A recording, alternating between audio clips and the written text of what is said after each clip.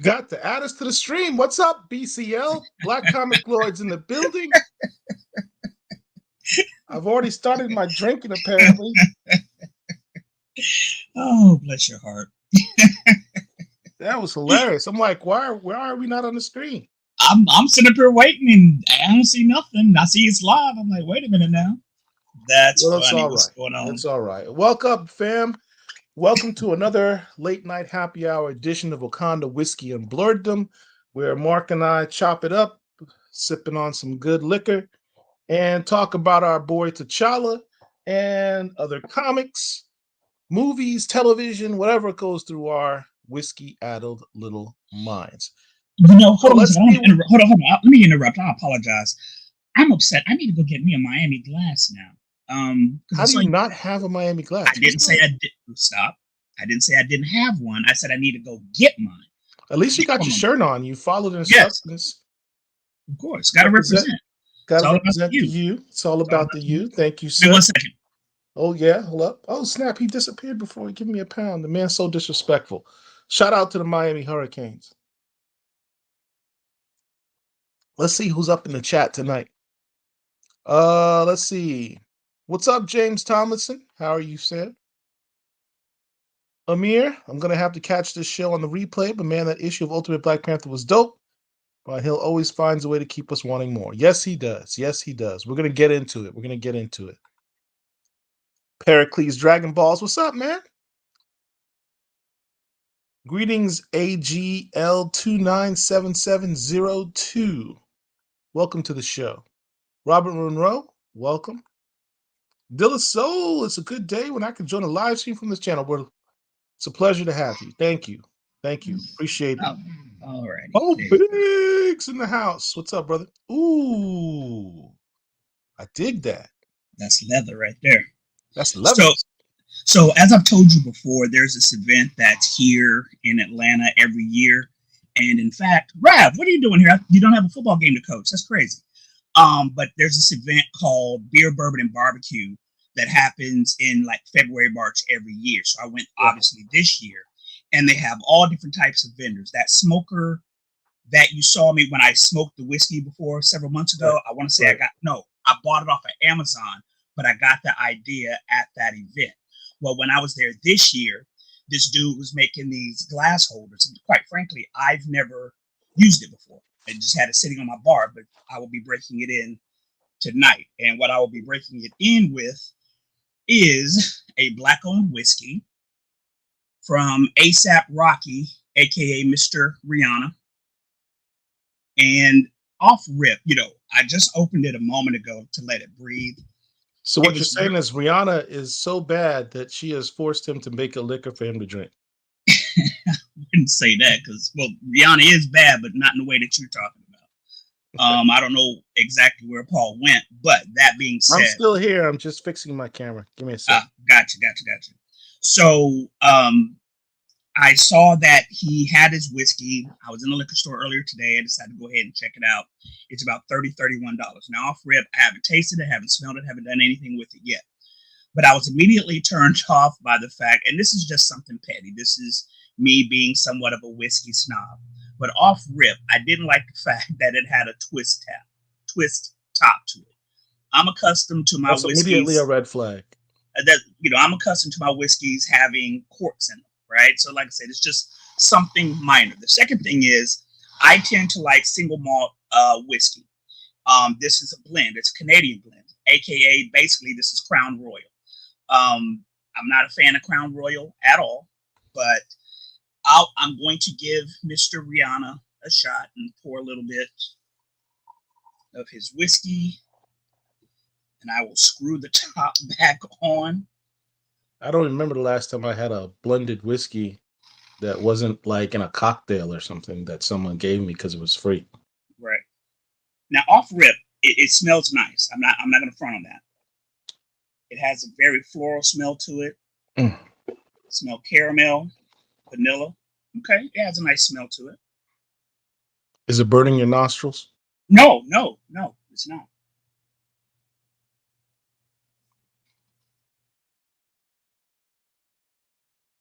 Okay, here's the problem with this whiskey. I don't know how old it is, but it doesn't have any depth of flavor. Whiskey gets its flavor pretty much from the barrel. The the numbers that you see on whiskey, like Scotch, bourbon, etc., the numbers that you see are how long it was aged in oak barrels. When it is aged in the oak barrel, it is absorbing the blend, the mash blend that you have is absorbing the flavors of the barrel. If it hasn't been in a barrel that long, it tends to lack flavor. Like when I tried Charles Woodson's whiskey, the former Michigan Wolverine, former, what was he, Raider, I tried his last year and it just was not good, but it was like 3 years old. Maybe in a couple of years after his blend ages a little bit, it'll be better. This one I think suffers from the same thing. I don't know how long ASAP has been making this, but it needs to mature, is what I would say. It's not horrible, but it has no flavor to it. So, if you want something to put on the bar and you got people coming over and you don't want to waste your good shit on them, that might be something that you want to address or to use for it. So, all right. But before we go into the books and everything like that, we got to make 2 announcements. This week, we lost a legend, James Earl Jones, the voice of Darth Vader, the voice of Mufasa, King Joffrey Jafar, Thulsa Doom. Thulsa Doom. He died this week, I want to say on Tuesday, at 93 years old. James Earl Jones was an absolute legend in the acting community, both on screen and on stage. Denzel Washington, about 5-6 years ago, directed and starred in a movie with Viola Davis called Fences, about a married couple with the son and just the interpersonal relationship story. In that movie was based on a play. I don't know who wrote the play, but it was based on a play. I want to say in the play, Denzel's character was originated on Broadway by James Earl Jones. The actor who played his son was a young Courtney B. Vance. And a lot of people don't know that. There's a video clip on the YouTubes out there of that performance, or at least a little bit of that performance. And you see them and you just see how powerful James Earl Jones was. He took up all the oxygen in a room, and I'm legit sad that I never had the opportunity to meet him, because he seems like somebody I would love to have just sat around smoking sticks, drinking whiskey, just talking shit with. He would be sorely missed. He was absolutely a legend. James Earl Jones is in no way a exaggeration or an over embellishment to say the man is one of the best that ever did it, and is indeed a legend. He had the most unique voice Hollywood has ever heard. This man, beyond all his iconic film roles, which have been numerous, he actually had a tremendous amount of accolades, and a lot of his work was actually on the stage, on the theatrical stage. Where a lot of actors really considered real acting is what you do on a stage, not on television or in a movie where you have multiple takes.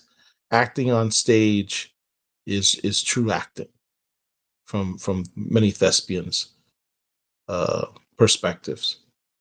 And that's where he really excelled. A lot of people don't really recognize that, but he's won countless awards. I don't remember he's ever won an Oscar. I don't think he didn't. He never won an Oscar. He has won, I believe, Emmys, various Tonys in the past. He has. I know he's definitely won some Tonys. Tremendous talent. And yeah, he's one of the best ones to ever do it. So shout out to James Earl Jones King. You will be remembered, indeed. So here's what's crazy about that. When you listen to him speak, he sounds like, now, with me saying this, I don't know what his educational background or history is. Let me start there. But when you hear him, you hear a very commanding presence in his voice. The dude was from damn Mississippi.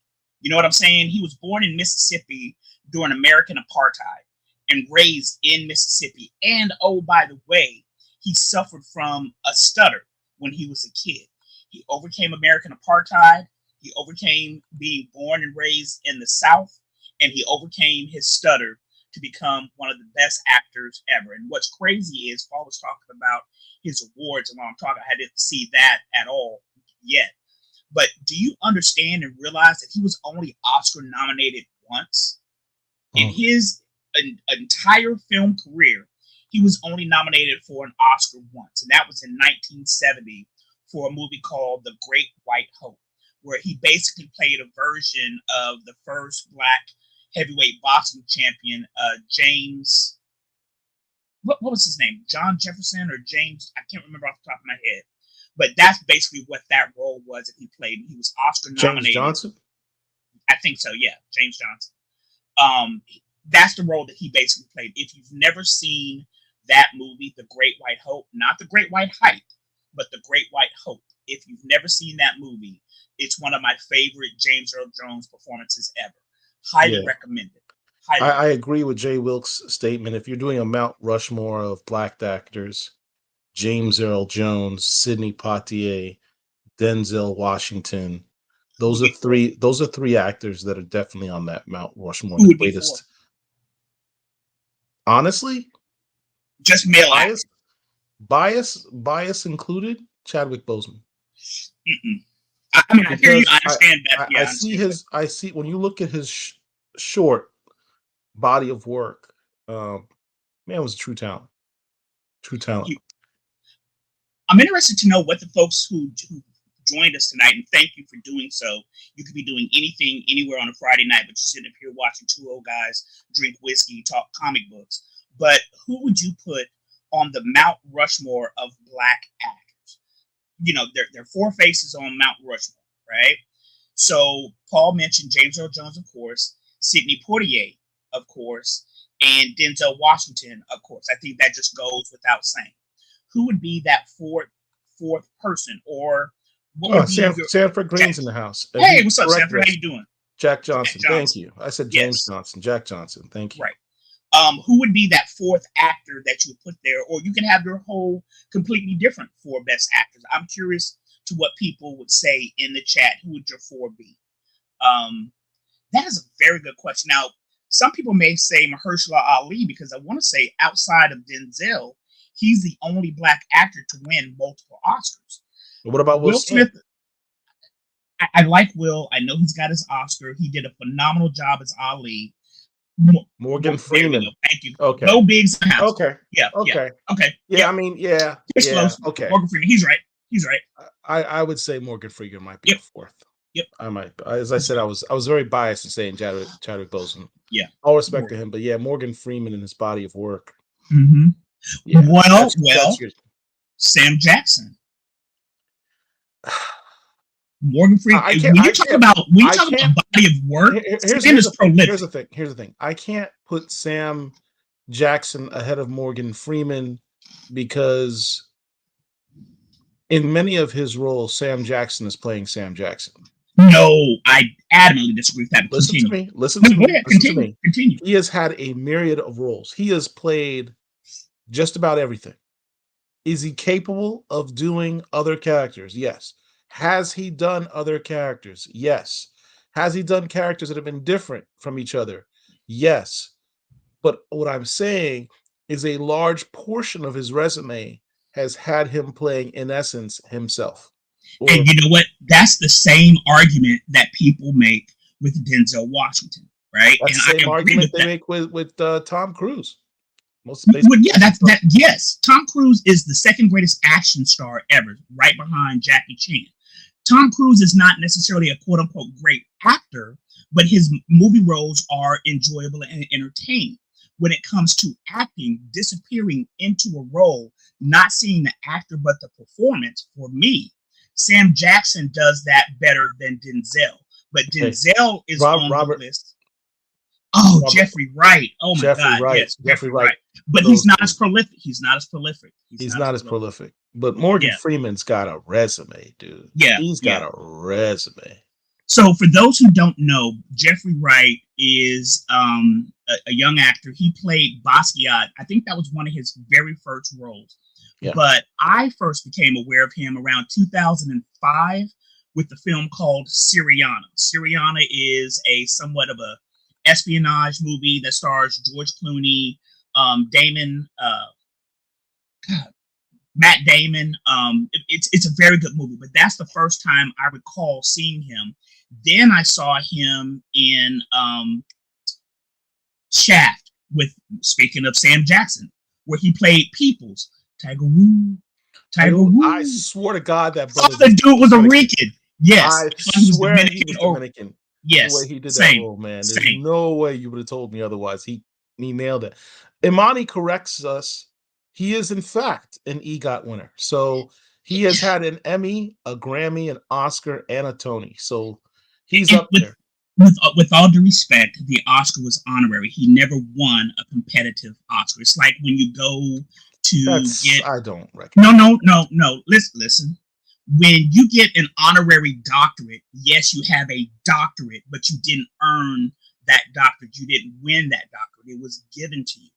And that's no disrespect to his talents, because we understand that the Oscars are a subjective thing. I get that. I understand it. But there's a lot of racism involved in the selection. Don't disagree with that either. Don't disagree. But he never won one. He was gifted one for his large body of work. I understand he's an EGOT winner. I get it. I understand. But going back to Jeffrey Wright is a spectacular actor. In fact, he was just in a movie that won an Oscar last year, which was called American Fiction. American Fiction. Very good. It was good, but it wasn't. Right. It didn't rock me the way other people were like, this is the greatest film of all time type thing, which is what people were going crazy over the film. It was a good film. It was a decent film. It was very. He was excellent in it, but it was a film. I mean, right. It was an important movie for telling Black stories that weren't about drug dealing and gang banging. It was just showing. It was just showing people who just so happened to be Black. Very good movie, but I mentioned that movie so people can understand who Jeffrey Wright is, because he may not necessarily be a household name. Forrest Whitaker. No, I like Forrest. I love Forrest. I like Forrest too, but he doesn't get on the Mount Rushmore. Right. Forrest Whitaker took method acting seriously. His preparation for roles was impressive. Yeah, I'm sure. That's cool. I mean, he's a good actor. He's a fine actor. I just don't. I wouldn't put him up there yet. Maybe in 20 years. Yeah, Robert Monroe. Jeffrey Wright he's a bad man. Like I said, in that Shaft movie, Paul and I both thought that he was a Dominican or a Puerto Rican. I had no idea. Jeffrey Wright is one of the best actors out there. He absolutely is. My boy Rodney, I don't know if he's watching right now, but Jeffrey Wright is my homeboy's one of his favorite actors. And what's crazy is, in the same calendar year, Jeffrey Wright had 2 movies released where he was a Dominican crime lord and Martin Luther King Jr. Talk about range. Yeah. Remember him in Westworld? I didn't watch Westworld. You didn't watch Westworld? I did not watch Westworld. Bro, what are you doing with all that spare time you have? Reading comic books. And watching other stuff, apparently. Yep. Azure Beats, what's up? As far as Black people winning awards, it's like what Chris Rock said. You can't beat them on points. You have to knock them out. Yeah. That's true. That's true. Yeah. Very good in American Fiction. Yeah. He was good, but I'm going to tell you, Sterling K. Brown was better. Hey, what's up, Shimon? How you doing, brother? Issa was okay. She was there. I mean, there was nothing spectacular. But Sterling K. Brown, he was funny. I'm with you, Amani. He earned that Oscar regardless. He should have had one. He should have had one. He should have been nominated for awards other things. Awards like that are he should have had one already, but for y'all know what I'm about to say. Thang movie was the first time I disliked. That movie. He meant that movie was the first time. Oh, that movie. Right. Yeah. She was just there. What's going on, Prof? How you doing? I like Jeffrey Wright in Boardwalk Empire. Yes, I forgot about that. Yes. I forgot he was in Boardwalk Empire. Yo, until his death, Michael K. Williams. Is that his name? Yeah, Chalky White. He was a very, very good actor. Yeah. Yeah. The second thing I wanted to make, Lawrence Fishburne does have a good body of work. He has good movies, but his acting, other than Ike Turner, talking about what Paul was saying about, an actor playing the same version of himself, he tends to do that a lot. There have been sporadic ones where I don't see Lawrence Fishburne. I see the character. What's Love Got to Do It is that one, but I can't think of anything else where I'm like, oh my God, that performance was brilliant. I love his work. I love his work, but he wouldn't be on there for me. Everyone, please, while you're here, hit the like button. Hit the like button. Hit the like button right now. Just tap the little button while you're on the screen, if you would. And if you have a second, please share this video. I don't care which one of your social medias. Just share it. We're really trying to expand the channel. I'd love for us to get to 4,000 followers before the end of the year. So really appreciate your help in that. The second thing I wanted to make note of, today is the 28th anniversary of the death of Tupac Shakur.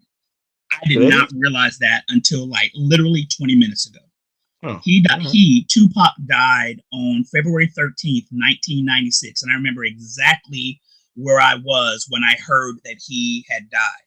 Tupac, for some of you young folks who may not know, was a rapper in the 90s who was very extremely popular. Think Drake on steroids, right? And he was known. You correct. Wait. When I say when I'm talking about popularity, I'm not stop. I'm not talking about talent. I'm talking about popularity. You cannot put Drake. I'm talking about in popularity. Sentence. All right, I did. I'm talking about popularity. Tupac was very, very popular. He was one of the top 5 rappers at the time, right, in the 90s. I'm talking between 1991 and 1996. And so he had gotten shot back around 94 or so. Came out of it, he was fine, whatever. Then in 96, after a Mike Tyson fight, he was shot like September 7th. And I don't know about Paul, but I know for me, when he was shot, I was like, damn, again? But then a week later, he died. And it was Friday, February 13th, 1996. Dude wasn't even 30 yet. So yeah. So shout out to Tupac and rest in peace. That was a very good movie. Somebody mentioned, and Paul has this tendency to go through the comments while I'm speaking, but there is somebody mentioned Don Cheadle, and I do agree with that. Don Cheadle is a phenomenal actor. Yes, as is Andre Braugher. R.I.P. to Andre Braugher. Yeah, Don Cheadle, he's like second tier. They're calling me out because I haven't finished watching The Wire. I mean, I watched several episodes of the first season and I never finished it. Okay, well, you talk about me not seeing Westworld. That's one that you have to see. All right, judge me. Don't get mad now. The Wire is more meaningful than damn Westworld. Trust me when I tell you. Tupac was indeed a good actor. He was. Tupac would have been Oscar nominated had he survived. I have no doubt in my mind. Will Smith's wife. Yes, she has. Jada sitting up somewhere in her first husband. Jada sitting up in her room with her Rose toy, thinking about Tupac, watching Juice right about now. Yeah. Oh boy. Yeah, he is. He's not like us. But yeah, so that was just it. I just wanted to make note of those two passings. One 28 years ago, and James L. Jones, who died earlier this week. So, and I have put them on DVD or Blu-ray in there. Here's what's crazy. Speaking of Bumpy Johnson, Lawrence Fishburne played the character. I'm not the only one. Azor Beast hasn't watched The Wire. Yeah. Lawrence Fishburne played Bumpy Johnson, who was a real-life individual. He's a real-life quote-unquote thug in Harlem back in the 1930s and 40s. What's interesting about that, to me at least, is he played Bumpy in the movie Hoodlum around 1995-96. But before that, there was a movie called Cotton Club that came out around 1987-88. And Lawrence Fishburne played the same type of character in that movie. And what's crazier about that is in that film was also Giancarlo Esposito, who played one of his henchmen. Who was another guy for discussion on the Mount Rushmore. Correct. He just hasn't had enough leading roles. Right. he has had he's a guy who's built his career in Brick supporting by roles, brick by He's built brick this in shit various brick supporting by roles. brick. Yep, But he has always been phenomenal in every role he's ever done. that is correct. Every role, with So the what? exception of his big part in Trading Places as prisoner number 3. Yeah. So Giancarlo Esposito, it has gotten a lot of popularity, a lot of fame over the past, say, 10 years, especially with Breaking Bad. But back in the day, in the 80s, I really first became aware of him with the Spike Lee joint School Days, which dropped around 1988.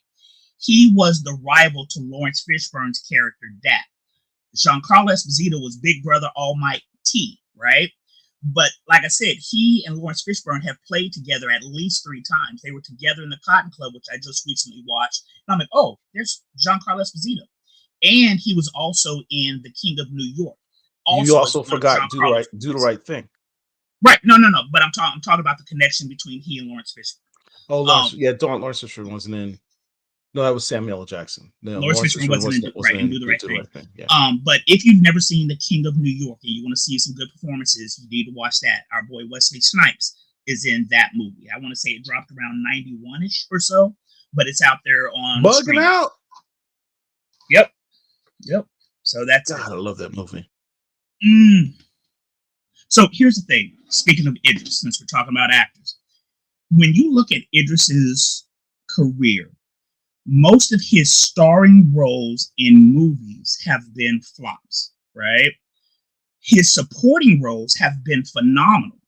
But when he leads a franchise or leads a movie, I'm not talking about Luther, because Luther is brilliant. I love Luther. But when you look at his career and the movies that he chooses where he's the starring role, they've been flops, and it's a shame. Like, there's a movie he came out with about 2-3 years ago called Beast, which was basically Jaws in Africa dealing with a lion. That movie was horrible. The Dark Tower movie that he was the star of, along with Matthew McConaughey, that movie wasn't that good. He needs a new agent or something, because the stuff that he chooses isn't that good. The one that I liked with him was and what's frustrating. I don't mean to interrupt, but what's frustrating about what you just said is that it's the stuff he's in. It's not him in that stuff. Absolutely. He's great. He's great in everything he does. Right. It's just the stuff he gets put in tends to suck. But here's the thing. Going back to what we were saying about actors disappearing in roles, he doesn't really disappear in roles. He's playing a different version of himself in most of the stuff that I've seen him in, with the exception of the MCU. But Paul is correct. He's not bad in the stuff, right? It's just the stuff that he's in is not good. Like, he played a genie. Did anybody see that? He was in that movie where he was with this chick and they got stranded on a mountain in a plane crash. Did anybody see that? No. I mean, it's a shame. He needs a new agent. Let me just say that. Yeah. Let's see. I enjoy Luther and Lupin with Omar Sy. Yeah, I did like Lupin. Dark Tower flop, but I did enjoy it. I saw it at the theater, wasn't a fan.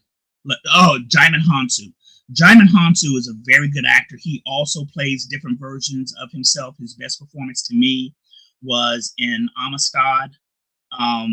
But he's intense. When he's on screen, that brother is intense. And quite frankly, had Black Panther been made in the 90s, either he or Idibisi should have been Black Panther. One of those two would have been a great But Black at Panther. the time Black Panther came out, I don't understand why he was not cast as King T'Chaka.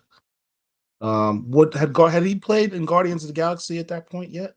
Yes, because Guardians of the Galaxy came out around 2014, 15. Yeah, that's a damn shame. That was a waste. That was a waste of his talent. He clearly should have played King T'Chaka. His voiceover role as T'Challa in the BET Marvel cartoon Black Panther was outstanding.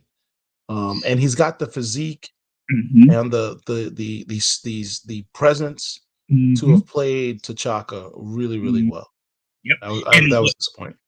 And speaking of Marvel and the waste of his talent, Marvel also wasted the actor whose name I can never ever pronounce, but the actor who played Idibisi in Oz, Mr. Echo on Lost. He was in the MCU as Scourge in the second Thor movie. but you don't ever see his face because he's covered in makeup. Then he bounced on over to DC, where he was Crocodile Man or whatever that character's name is. So they've wasted his talent. And you guys are like one of 5 people who actually enjoyed that movie. Who was in The Wire? I Manifesto. Who was in The Wire? I saw the Genie movie too. Right, I started it, but I couldn't finish it. The Genie movie. I don't recall what it was called. Listen, his Baltimore accent aside, he was fine. I didn't realize he was British until maybe like 2 seasons in. Yeah, shout out to Frankie. Are you kidding? You didn't know that? No. Yeah, man. Frankie Beverly died. I had no idea. I've been playing Before I Let Go all day. And so now it makes sense. Somebody I follow on he had Twitter, just done a concert over the summer. Hell, Fat Man Scoop. I want to say it was in Atlanta too. Fat Man Scoop died also. But somebody on Twitter was talking about Frankie Beverly, and I never put the connection. I never saw any RIPs, Frankie or whatever the case may be. Yeah. But I saw him and Maze in concert twice. Once in 1984, once again in 1995 or 96 at the Budweiser. You saw him in 1984? I saw him in 1984 when I was a teenager with my cousin. We drove my to God, Dallas. How old are you? I'm about 2 years older than you. You got anything else to say? That's what I thought. A lot older than me at 2 years if you're a teenager in 1984. I'm about 2 years older than you, so drink your drink. But yeah, so damn, I had no idea. So RIP to Frankie Beverly, man. That's it. Yeah. Yeah. They lived off that one song for 40 years, man. Let me tell you, you don't have a cookout without that song being played. Yeah. Yes, indeed. BET did the Black Panther motion comic and used him for the voice of T'Challa. Yes. Yep. I love that cartoon. I never get tired of watching that cartoon. Yeah. It was always my first choice for Black Panther. If the movie had been made in the 90s, yes, all due respect to Wesley Snipes, but yes. We need a milestone media translation into Kiswahili for the culture. Sure. Okay. All right. So we have done our whiskey portion, and we have gotten a little off track talking about actors, but it's all good. We're talking about black stuff. Good discussion. So good discussion. It's good discussion. But now we got to talk about our boy.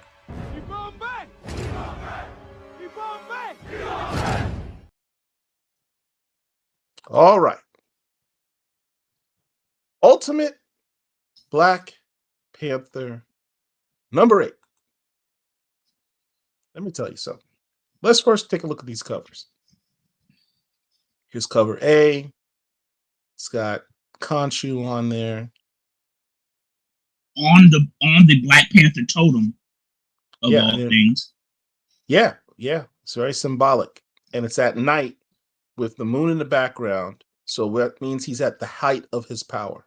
Mm-hmm. So very, very good observation, Mark. So this is, and he's within Wakanda, obviously, because you can see the Golden City in the foreground.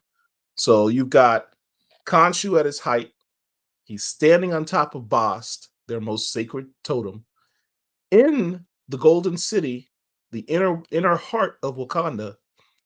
And that sort of gives an illusion as to what happens in this book. This is the 1 in 100 connecting variant. Look at his feet. I don't like that at all. His feet? Oh, he's got cloven feet like the devil. Yeah, I don't like that. Yeah. No, this is alternative of the window shades variant that Marvel often does. By Giuseppe Camicoli, 1 in 25. I like this cover. This one I like. This Russell Dodderman one. This is dope. Yeah. This is a dope cover. Now here's what's crazy. All the covers for this particular issue, this one's my favorite. What's crazy is they have him with Storm, but Storm is with Killmonger in this universe. So that's kind of funny. For now. Mm-hmm. Anyhow. So, wow. Where do we even start? The title of this episode is, Black Panther gets new powers. And he does. So if you look at let me pull up the thumbnail picture. We have this scene here Wakanda's at war with the Moon Knights, Khonshu, Ra, and their forces. They've been at war for months at this point. I don't know if any side is gaining advantage over the other, but it's definitely bloody, and I think both sides are losing a lot of people. If you need to pull up a screenshot, it's not up there. I'm about to. Okay. So,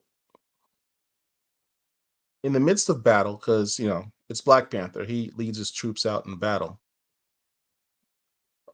T'Challa goes up against this huge soldier of the Moon Knights. He kind of looks like Killmonger the way he is in 616. That was he does look like thought. Killmonger. I wondered if he might be.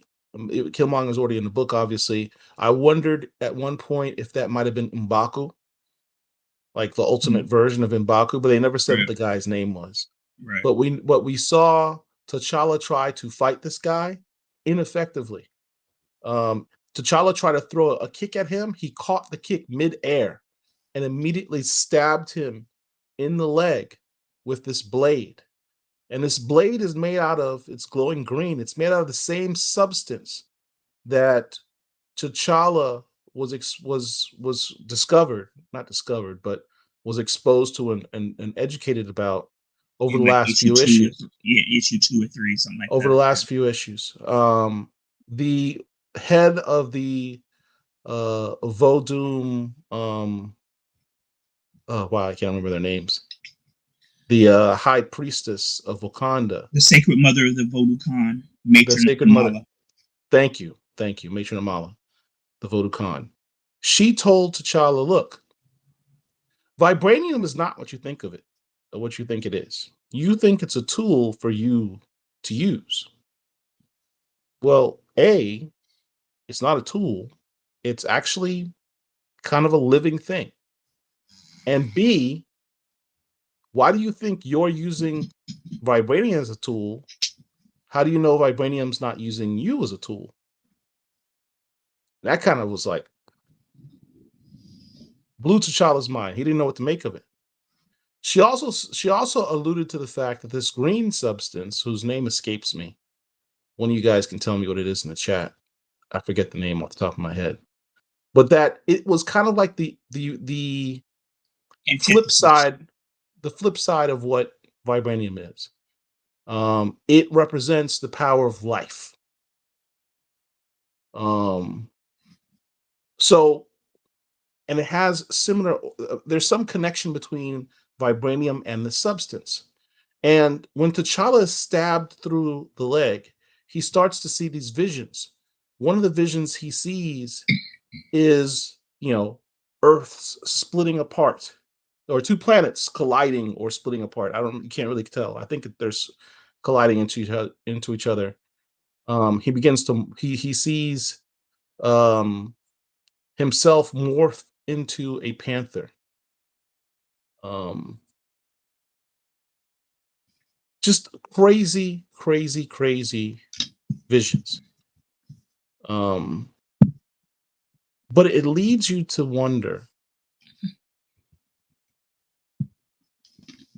what truly is the origins of vibranium. Now, here's why I bring this up.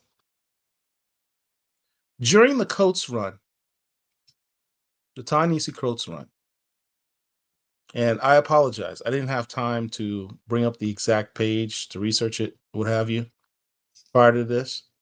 But during that run,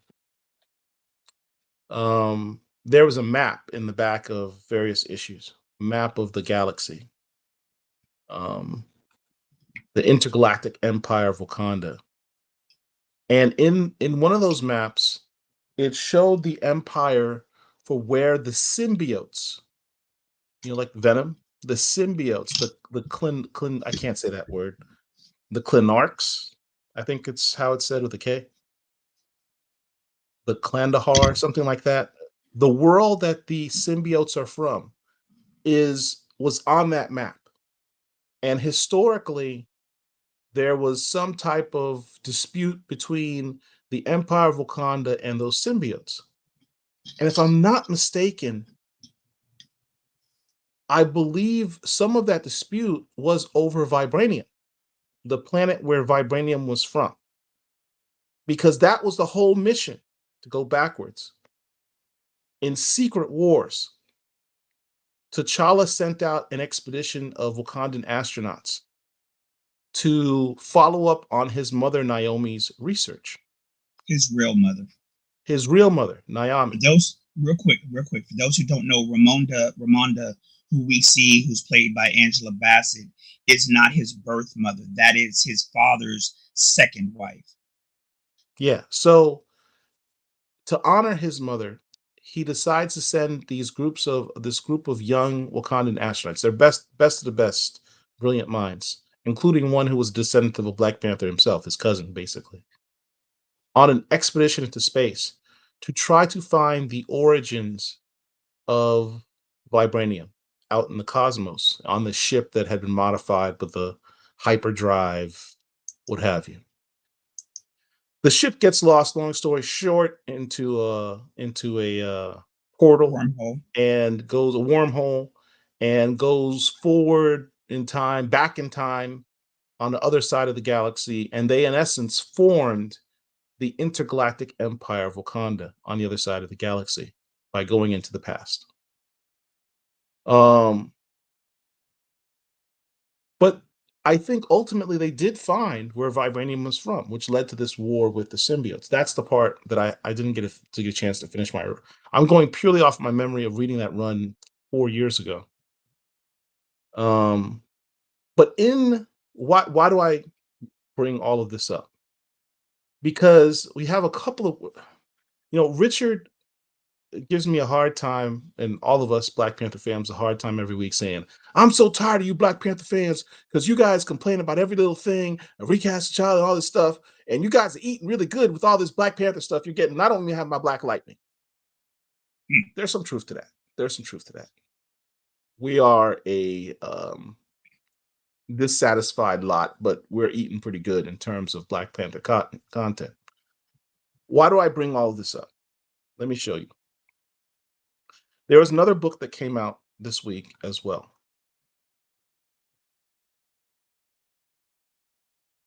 In that book, let's see, find the cover here. Here's this book that came out. Venomverse Reborn #4.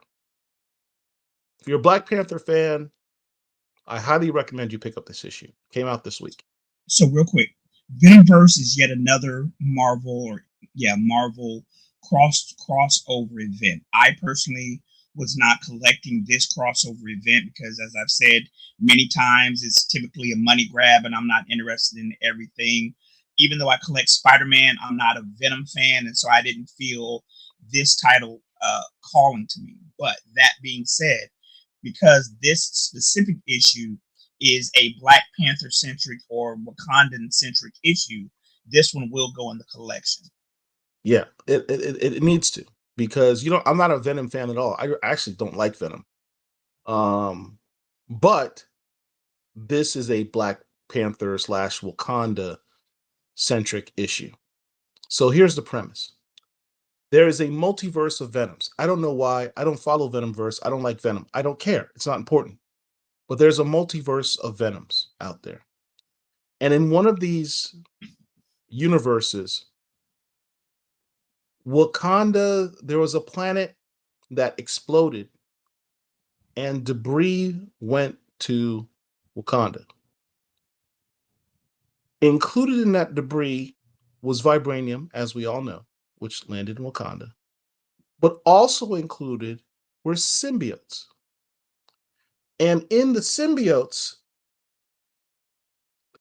the Wakandans, the symbiotes and the vibranium, they use the vibranium to obviously move their technology forward in the same way that we know in the 616 universe. But with the symbiotes, they found this co-relationship between the symbiotes and the vibranium, and the use of the symbiotes with the vibranium, and they created a new version of the Black Panther. One that, I don't know if it's only women, but they seem to only present women, specifically Dora Milaje. Let me show you what I'm talking about.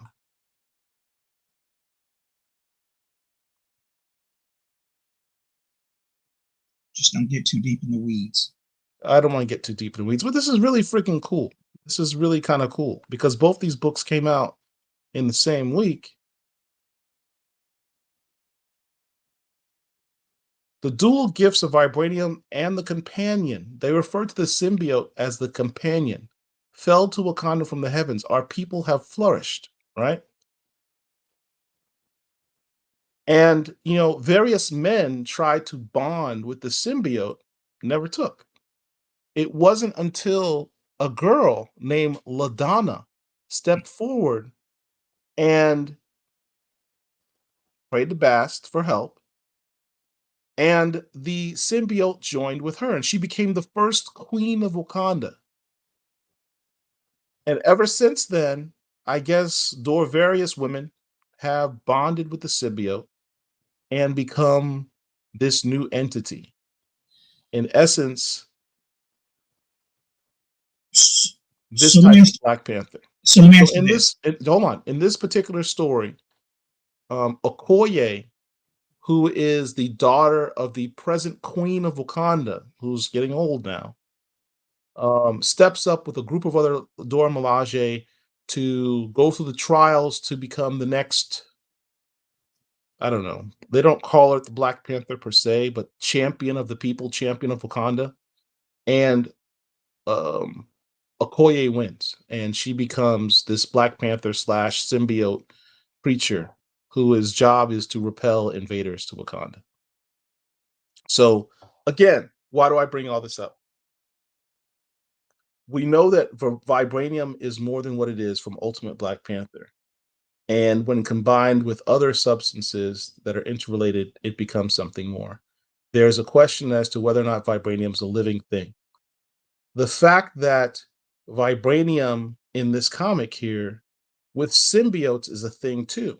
It's like the symbiotes and the vibranium have some type of interconnectivity. Then in the Coast run, we know that the symbiotes also were vying for getting vibranium. So it's kind of like this connection between symbiotes and vibranium, and then the fact that vibranium might actually be a living thing in and of itself. It just makes for very interesting storytelling that all of this is happening.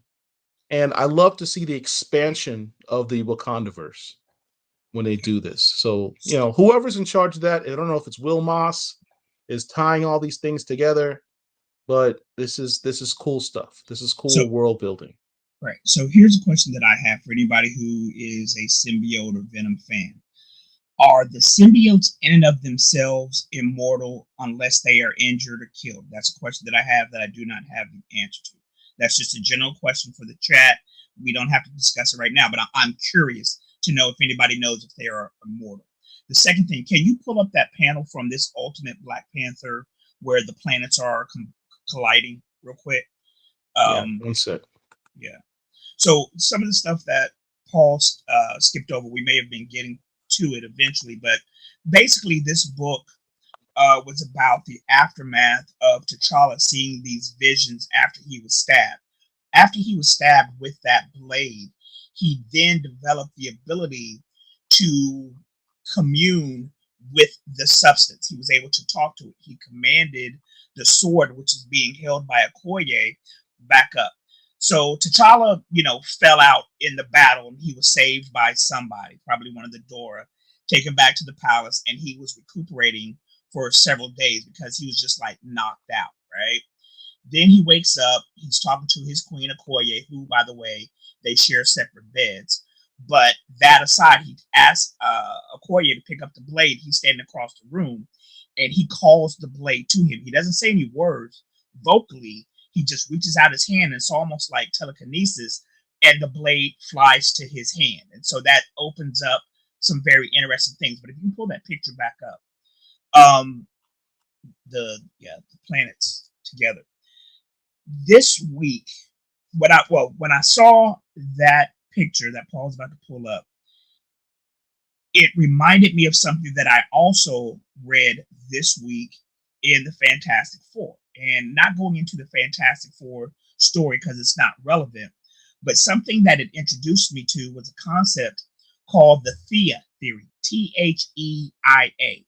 it is a legit real theory that our planet Earth collided with another celestial body, which then merged our two bodies together, and that may very well have been where the moon came from. And when I was reading this today, it made me think about that. So if you're interested in astrophysics or just science nerd geek stuff, look up the Theia theory, Theia.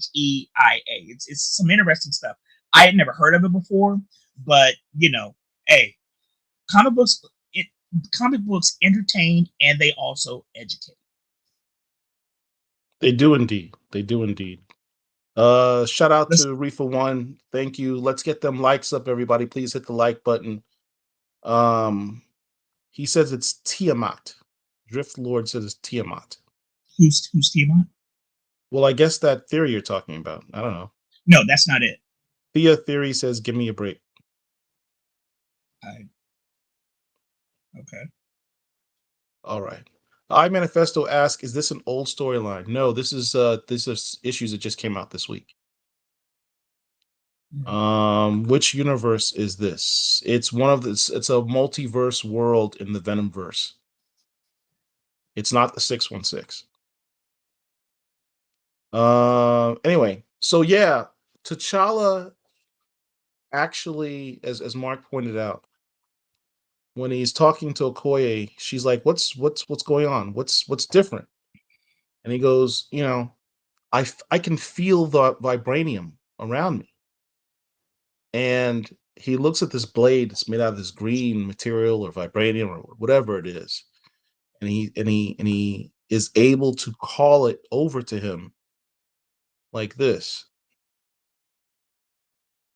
He's able to call it. And she's like, "How are you able to do that?" He's like, "I simply asked it.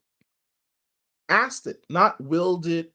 I manipulated it and made it come to me." He said, I asked the blade, I asked the vibranium, I asked the whatever the metal it is, and it responded to him because it's a living thing. So the question becomes, is this a power that he got? I mean, obviously he was stabbed in the leg. Once the blade stabbed him in the leg, his vibranium suit fell apart. So that's a whole nother problem. Like, this green metal can apparently destroy vibranium. So that's an issue. But then it crosses it goes into his leg, causes him to have these visions. He's passed out for several days, and now he's got this new ability. Is that what anybody can do if they're exposed to this green substance? Or is there something unique about T'Challa himself that gives him this ability?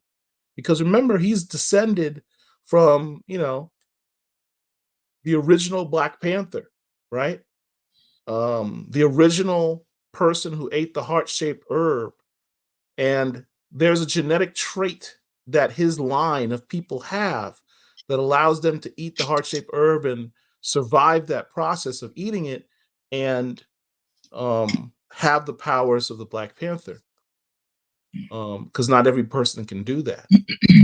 So does that genetic trait allow him to talk to the substance, or would anyone be able to do it? I don't know. But for it's now, something that's interesting coming up. Yeah, it's something that's interesting that Brian Edward Hill has done to make me look forward to the answer for those questions. But all that being said, Brian Edward Hill is doing a phenomenal job on this run, and it's a very good book. So if you have not picked it up, you should. Taylor Love says something. She says Storm activated him in the last issue. That's a good point. In the last issue, Storm, gave him a power boost type thing. So you got to wonder if maybe that might have also set something. But that was with his suit, though. His suit. That was with his suit. Right. So I don't so know. It wasn't him. It's not like no. I get what she's saying, though, because remember, Storm's power isn't just a mutant-based power. What we've discovered in recent times is that Storm's powers actually has a mystical element as well, which has not been addressed in the Ultimate Universe. Which has not been addressed in Ultimate Universe yet. So the only way I'm looking at the quote-unquote power-up is because his suit is vibranium and absorbs energy or kinetic energy, the lightning power of, powered up his uniform, not necessarily him. So my theory is the substance itself imbued with his DNA and his molecules, and has now somehow, for some reason, given him the abilities to commune with this other substance. But again, I'm looking forward to seeing what Brian Hill is going to do next with it. It's a very good book, and you guys should pick it up. What do we have next? So we're going to take a quick short break. Oh, already? Okay. A short commercial break, then we'll get into our reads of the week. I need another whiskey because this really, I lied. It's not that good. Let me get something else. Well, you can save that for guests and use it as a mixer. Yeah. All right. So we're going to take a quick break. We'll be right back. We're going to get into our reads of the week.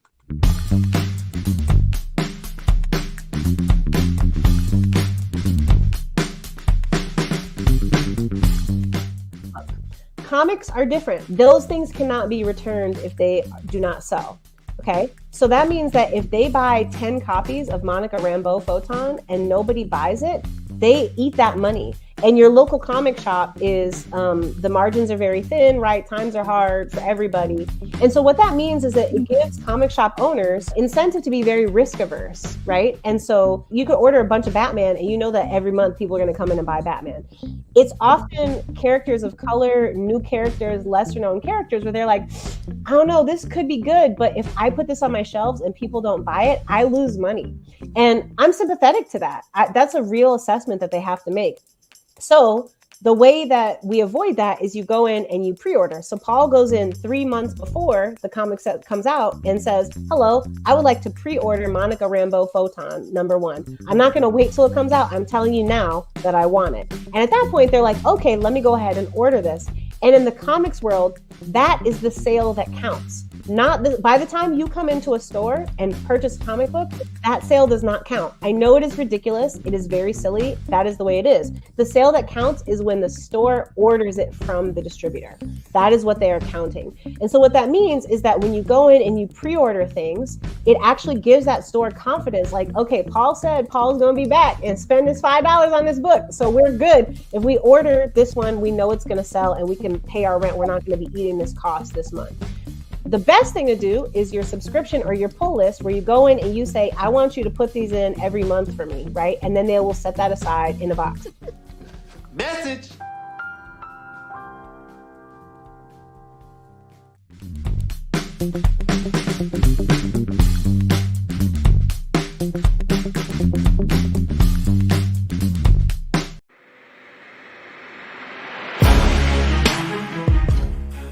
Hey, this is Jeff Carroll. I'm out here at the Black Comic Book Fest in Harlem, sharing my books and works with the Black Comic Lords. And one of the books that I have just came out is Fingernails, Book 2. It's a paranormal investigator thing, Scooby-Doo. And it's a girl that changes into a gargoyle. And she shows that all ghosts aren't bad. So she takes on different ghosts. And in this one, she's dealing with ghosts in the projects. So I have a variety of titles. I have the Horror Shake series, which I've explored different short fiction stories. And what I do have coming out is in August. This will be in previews in July. The Last Harlemite takes place in a post-apocalyptic New York City, manga style, inspired by the series, the movie Akira. So please check me out. This is going to be in comic book stores. My name is Jeff Carroll. You can check me online, Instagram, or Facebook. Nice to meet you. Let's do it.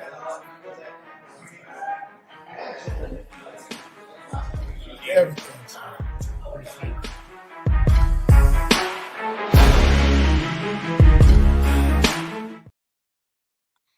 All right, and we are back with our reads of the week. Shout out to Jeff Carroll. I was just looking for it. I did get those first couple issues of Last Harlemite. Haven't had a chance to read them yet, but I'm looking forward to checking it out. It's in my huge stack of comics that you can see next to me. A lot of books came out this week. A lot of dope books came out this week. Let's go hit them up. Let's start by going to our League of Comic Book Geek account, which you can find by going to blackcomiclords.net, clicking on new books, and it'll take you right to our account. So let's take a look. First up, we have Absolute Power Task Force 7, number 6. Dope issue. Dope issue. Absolute Power has been a really great concept. Amanda Waller being a straight menace in the DC universe. For the entire planet Earth. For those who yeah. don't know, who've not been reading Absolute Power, we've been talking about it now for about 2 months. This is a DC cross-issue storyline. It has tie-ins, as I've mentioned many times. I tend not to buy not only the cross-issue storylines, but the tie-ins with this book because Amanda Waller, aka Chick Fury, shout out to Chillmonger, is the main nemesis in this book. I decided to get it because I like that character. I'm a huge fan of the character. Black woman whose only power is she has a poli-sci degree and is a bureaucrat. But despite that, she has literally taken over planet Earth.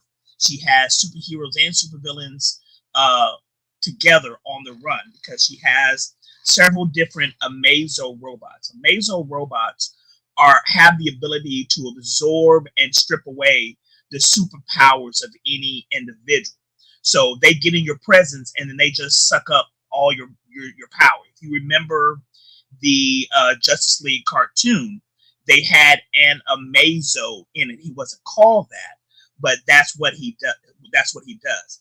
And so she has so many weapons at her disposal, along with the Amazo robots. She had this Brainiac Queen as her right-hand person and helping her take over the world. She has contingencies for every type of power there is. And she is a great nemesis. She's a great villain, even though she's not a villain. In this particular book, so this Task Force 7 book is not the main book. This book deals with the robots, the Amazos. And in this particular issue, the Amazos are on Paradise Island, or Themyscira, I'm sorry. They're on Themyscira attacking the Amazons. Now, in full so candor, hold on, pause. This particular issue was written by Stephanie Williams and drawn by Kari Randolph. Stephanie Williams has been the DC's main and go-to writer for all things Queen Nubia. She's done 3 series at this point with Nubia in it.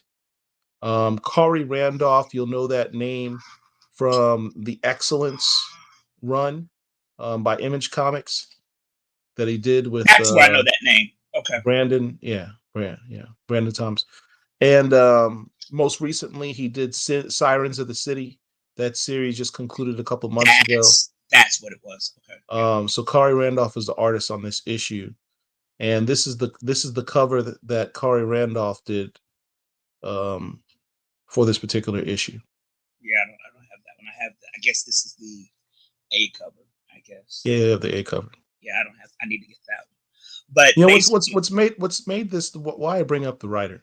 Stephanie Williams did something interesting when she started to expand and reinvent the character of Nubia for the modern era. She looked at George Perez. Shout out to George Perez, rest in peace. Just one of the greatest comic book creators. George Perez redid Wonder Woman back in the 80s. There was one particular issue, it was Wonder Woman #1 that he did.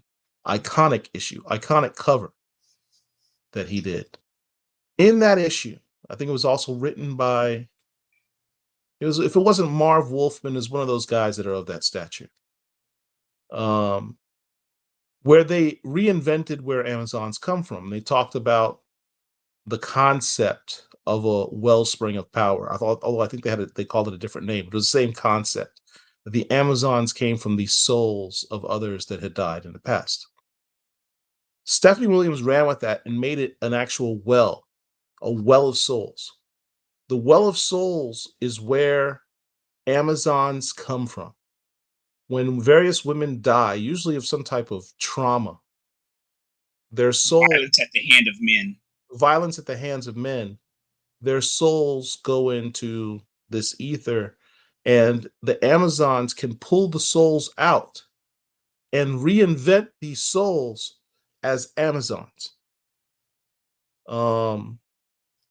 So this story actually begins with one of these Amazons. Her name is Bia. Bia was actually born a man, but she was transgendered. But so in essence, her soul was a woman. So when she was reborn, her soul was pulled out the well. She was reborn as this Amazonian woman, saying, hey, the big bad is coming. Amazo's coming.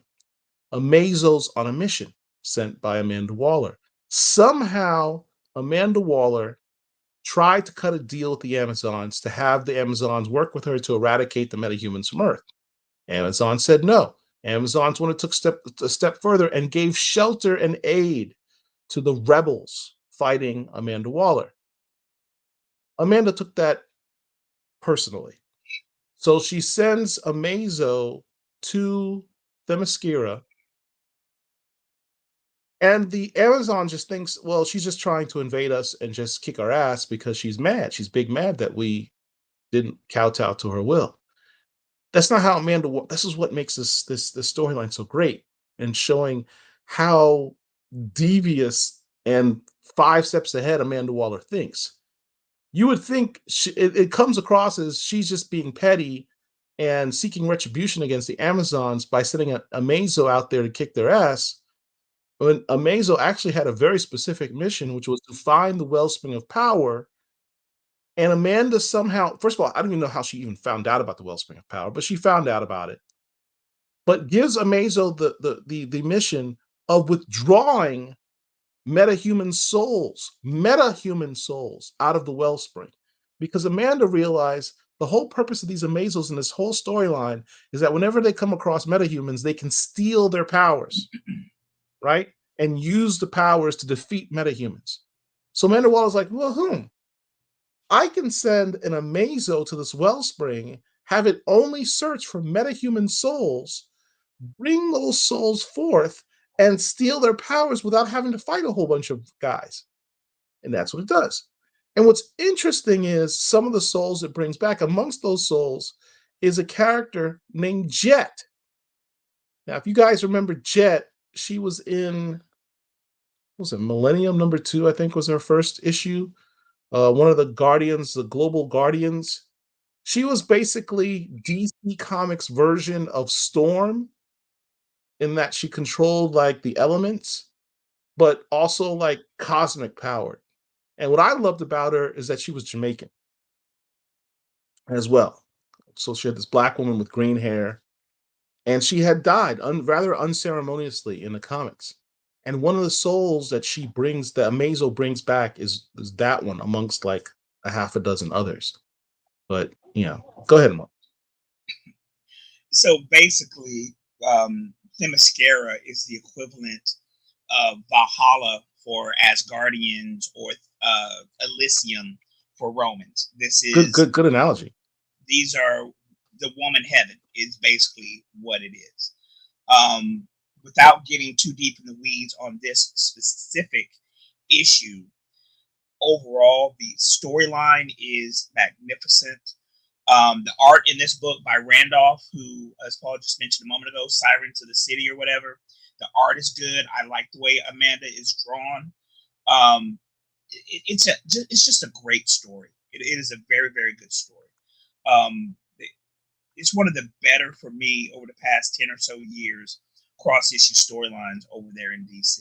Because again, you have someone who has absolutely no special powers or abilities of their own outside of their intellect, literally running the world. And it happens to be a Black woman. I love this storyline. I love this book. Yeah. All right. So our next issue that we're going to talk about.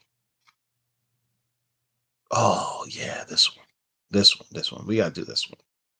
We have got to do this one.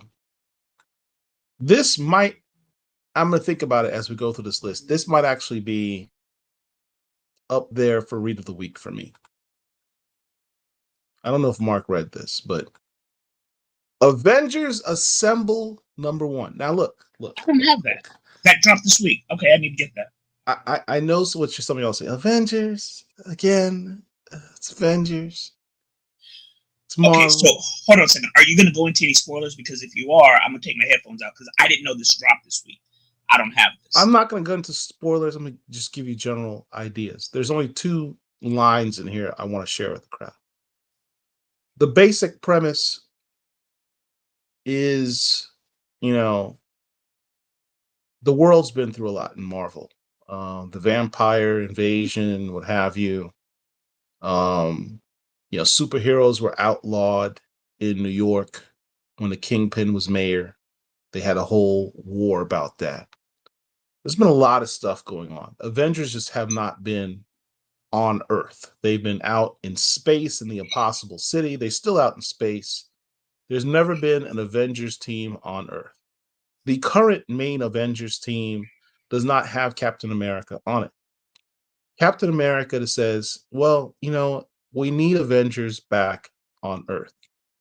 Not just the guys out in space that are doing sort of the global thing, but we need here some home-based Avengers.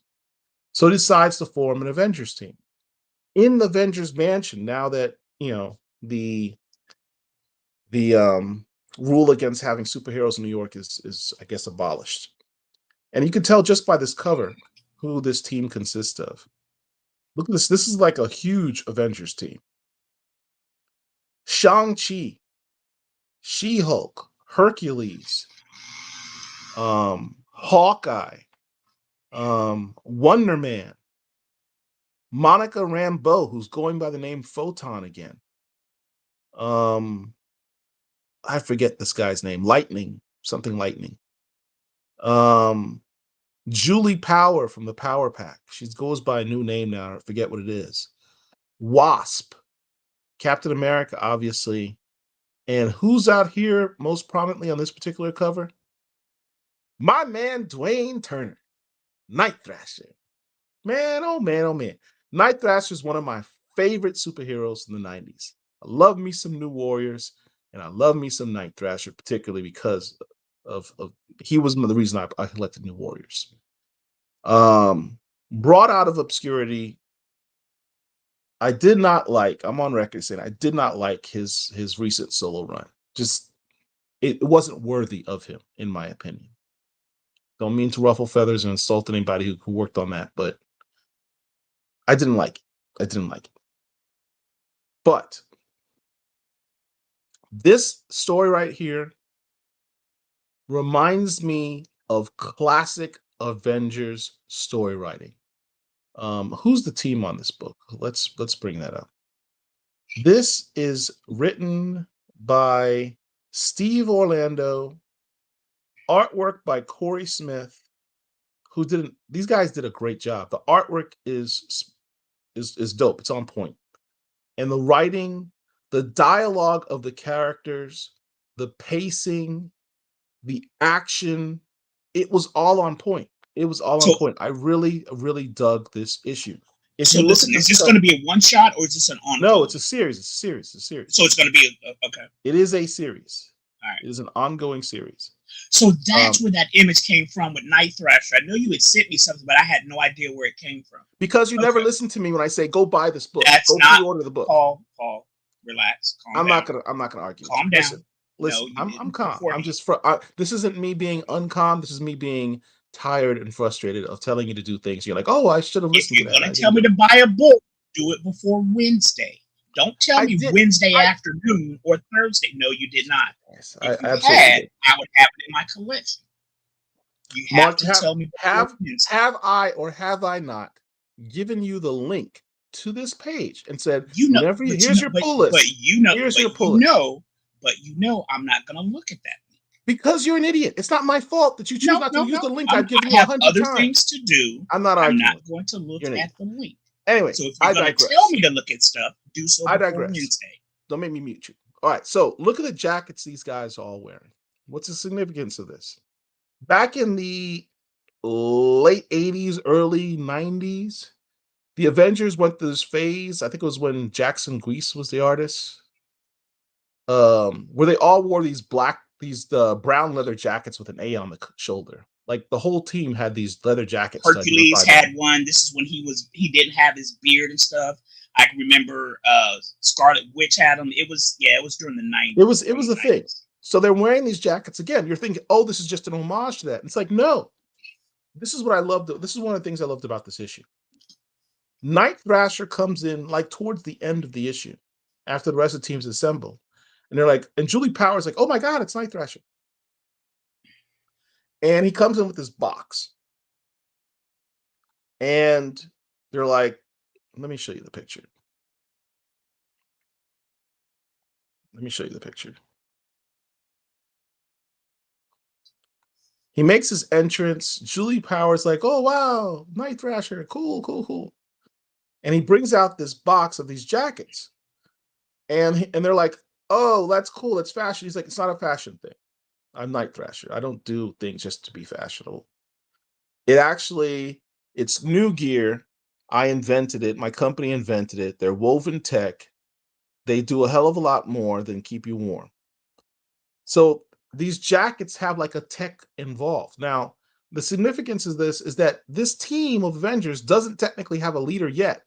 Everyone kind of assumes initially that it's going to be Captain America because he assembled it and he's Captain freaking America. So everyone assumes Captain America is going to be the leader, but it kind of raises the question. Like, there have been several people on this team that have been leaders of the Avengers. Wasp has been the leader. Photon has been a leader. They're like, hey, who voted you leader? We've been leaders of Avengers too. Like, we need to talk about this. This is a new Avengers team. And instead of simply talking about their resume, Night Thrasher comes in and acts like a boss on the first day and says, here's some stuff for you guys to wear to upgrade. You're welcome. I upgraded you. Night Thrasher moment. I appreciated that. One other moment that I really appreciated in this book. My girl, Monica Rambeau, who y'all know is my boo. I love me some Monica. Had herself a little moment, a couple of nice little moments in this book. Here's the first one. She uses Captain America's shield in a way that Captain America has never done it. She's like, yeah. Captain America throws his shield and beats up people by throwing the shield at them. Here's what I do. Good shield. Light speed delivery. I take the shield and I fly it in light speed. Cap's been putting boot to Nazi for a long time, but there's always room to innovate. Again, Monica Rambeau steps in and says, Cap, let me upgrade you. Has her moment. Black people doing business. Then we have this other scene. I love this line. I love one-liners. Hey, Sin, look at me. Look at me. When you do meet your sad excuse for a deity, be sure to tell her who sent you. Whoosh. And fucking just kills her. Kills her. I love that. I love to see Monica. This issue had more action and more liners and more feats and more moments, honestly, than I've seen from Monica in a long time. And it happened in a team book, which I appreciate. So Steve Orlando, great start. I love this issue. Honest to God, this might very well be my read of the week. This was a fantastic Avengers issue. It was like classic Avengers. It was pure action. Just a lot of action. But at the same time, there was plenty of opportunities where every character got to shine. And this is a huge roster of characters. It is, I don't know, if I have one criticism for this book, there's too many damn Avengers on this. So that lends me to believe that they're either going to have issues that focus on one side of the team versus the other, or do this dual thing where you have two teams going on different missions at the same. I don't know how they're going to do it. That I think it might be challenging. I don't see where they're going with it, but this first issue worked. It rocked. I liked it. I really dug it. I really dug it, and I'm surprised to be gushing this much over a damn Avengers issue. But yeah, it was dope. I enjoyed it.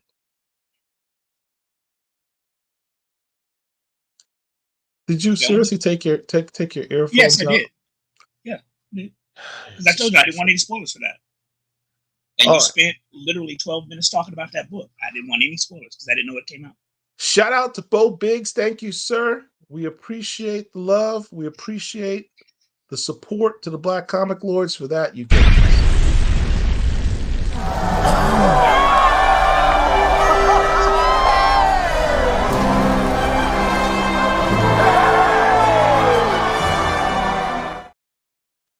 Appreciate you, man. Thank you very much. All right. Next book. Let's see what's. Hold on a second. Let's go through the chat real quick. Haven't been collecting all the absolutes, but I like the tie-in Batman where Nubia gave Black Canary the business. Stossel series, what issue was that? Because I'd be kind of curious to see what that was too. Please put that in and make a comment as to what comic and issue that was in. Stossel series also, Orlando was the only reason I gave this book a chance. Yeah. This book was dope. I liked it. It's a good start. Good start. I don't know how he's going to continue with a roster this big week in, month in and month out. I don't see how that's possible without it getting boring or dealing with characters I could care less about. But we'll see. Batman 152. All right. I got to check to see if I have that. If not, I'm going to have to go get that. Okay, so next issue. Were there any other comments? No, that was it. Let's see what our next issue is. Go back to our handy dandy pull list. I'll just go through the list so I can just mention issues as they go along. Batman Echoes number 4. If you're nostalgic for the old Michael Keaton Batman, this is a cool comic for you to read because it literally is the continuation of Tim Burton's Batman from 1989. In that original movie, one of the Wayans brothers, not Damon, but Marlon. Marlon was originally supposed to be. Marlon was originally supposed to be in the I guess it was the third Batman. No, the fourth Batman movie. That Tim Burton produced as the new Robin. I guess, I don't know. He didn't get the role. He still gets royalty checks for it. But they put his character, Drake Winston, in this comic book. So it's kind of like, what if they had gone forward with the original Robin that they're going to do in the movies and continued this Tim Burton verse of Batman? That's what this comic book does. It's kind of cool. This is actually not a bad comic book. It really isn't. If you're a fan of those films, you'll dig this book. In this issue, as you see on this cover, Robin becomes Nightwing for the first time. So that's what happens in this issue. So that's why it's on this list. So hang on. So in this universe, there is no Tim Drake and the rest of them? No Tim Drake, no Dick Grayson for that matter. Dick Grayson is what I originally meant, but yeah, okay. Blood Hunters number 2, Miles Morales is a vampire still. I don't know anything about this book. I didn't get this because I don't buy. So why don't we talk about the ones that? Hold on. Why don't we talk about the ones that? I'm just going through the list. I'm not going to talk about it at length. I'm just going through the list. Green Lantern number 15. Now, here's the thing. The reason I brought this one up, if you were reading Green Lantern War Journal, this particular issue is the epilogue for that series. The significance of it is that it further establishes where do you go from here with the fact that John Stewart created his younger sister as this entity with his power up as basically a god. Well, she's still there. And as you're finding out in this particular issue, she's her own person. She's not just an extension of John Stewart. At this point, it's established she is her own person. He literally created life. as Mark has put it in the past. He created life, which is stuff that gods do. And she has her own powers. But he has recreated his sister. His mother, her soul of his mother, is now in his ring. So when he talks to his ring, he's talking to his mother. So it's kind of like, hold on, it's kind of like how, if anybody was reading Thor, when Odin died for like the 15th millionth time, Odin's soul imbued Thor's hammer Mjolnir. And so that's the equivalent of that over in DC. The other thing that I thought was significant about this issue, you also had Steel's family. So you had Steel and his niece, Natasha Irons, in this issue. So you have two black families, superhero families, in this issue. I thought that was kind of cool. The only family missing was Black Lightning. Black Lightning, yeah. Right. So, and that Black Lightning's coming out in a few months with that family storyline. So now we've got 3 black superheroes families in the DC universe. But no black love. Well, no, they're not in a full nuclear. None of them are that I can think of are in a romantic relationship. I know John Stewart is, and he's definitely not in any relationship with a black human. Iron, I've never seen that he's had a wife out, so that's what I wanted to point out with that particular issue. Todd McFarlane's Misery. I'm not collecting that, but I know there's a lot of Spawn fans out there. A lot of people are collecting this series Pedestrian because it's got this black lead character. I don't understand this guy's powers or the whole concept of this, but people that have read it have said they've liked it. So if you have any feelings on it, let us know. Very fast, without getting hit. Your book that you told me about, Power Fantasy, I ordered it. I haven't gotten it yet. You said this book was good. It was phenomenal. I don't like that cover though. This is the second print. Yeah, I don't like that cover of this book. But the book. Listen to me, guys. Excuse me. This book, issue 1. Excuse me. Issue 1 was spectacular. Very, very, very good. Excuse me. It's that cheap liquor you're drinking. No, I've switched to something else. Thank you.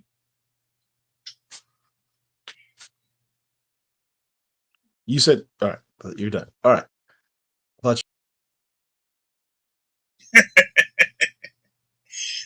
That's what he gets for talking shit. I don't know what he was about to say, but he apparently kicked his own self off.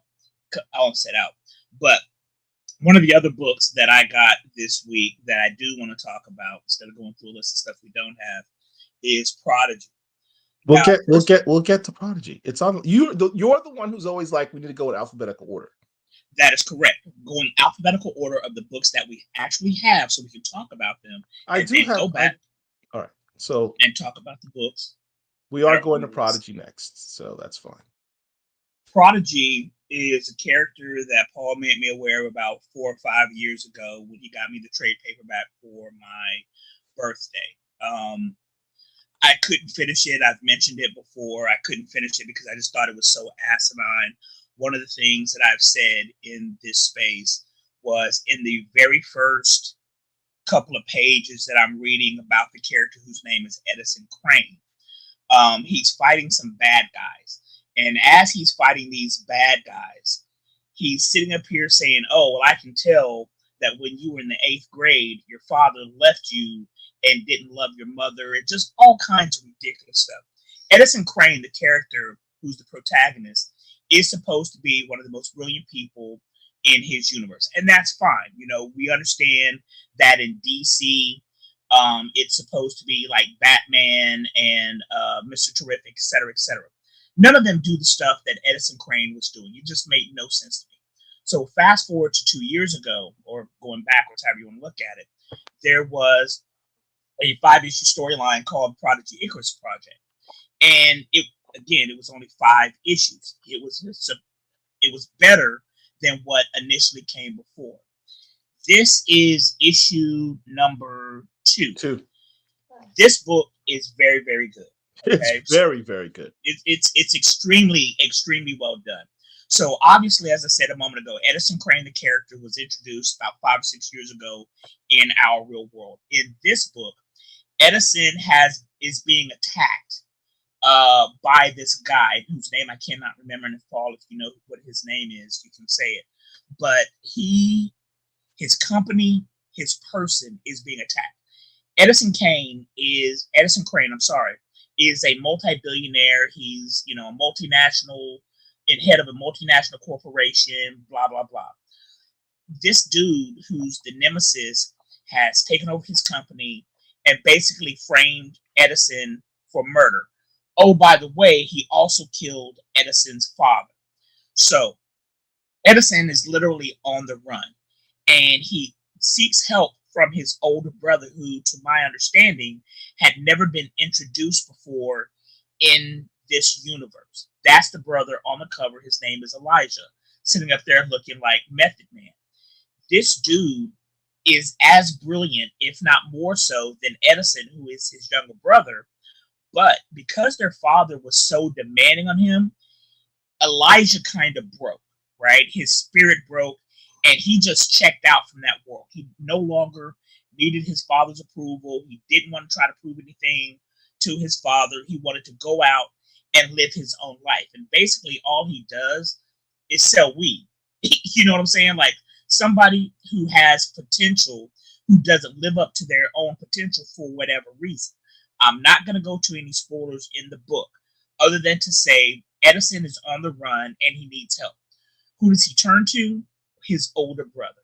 Some things happen, and Edison and Elijah, the older brother, are now working together when they haven't seen each other probably in decades. But they still clearly love each other. They have that fraternal bond, and they're trying to figure out this problem of, who is this guy? Why is he trying to destroy us? And what do we need to do to stop it? I'm telling you guys, Prodigy, for me, is my read of the week. I'm going to say it right now. This book is phenomenal. You're on mute. I know. This was a great issue. And what's cool is not only do you meet his older brother, you get a little bit more backstory on their relationship and their family. And there was one little line that was mentioned in this issue where the brother is very estranged from Edison, but more so their father, who is also a genius. But he says, Dad, I tried to leave the household because I wanted to get away from Dad and his testing. It kind of lends me to wonder, because his older brother is just as smart, apparently, as Edison, if not maybe even smarter. He just chooses to take his life in a different path. He did not want the pressures of becoming this super success story. And so he went in the opposite of direction, and basically is kind of living like just a regular guy, like a bum almost, just smoking weed all day. One of the things that Elijah says in the book. Hold on. Let me finish. So Elijah says, I wanted to escape Dad and his testing. So I wonder, did the dad experiment on them to boost their intelligence? Maybe that's not how I took that. That's not how. I'm just curious. Yeah. I'm just curious. That was one little line that was put in there. Right. One of the lines that Elijah, the older brother, said to Edison, the protagonist of the book, is that Edison and the father, whose name I cannot recall right now, basically thrive and live on stress and drama. Elijah did not want that life for himself. So he checked away from the family, smokes weed basically to calm his brain down, because he is as smart as, if not smarter than Edison, but he doesn't feel that he has to prove anything to anyone. Guys, this is a book that you need to pick up. Prodigy, this book.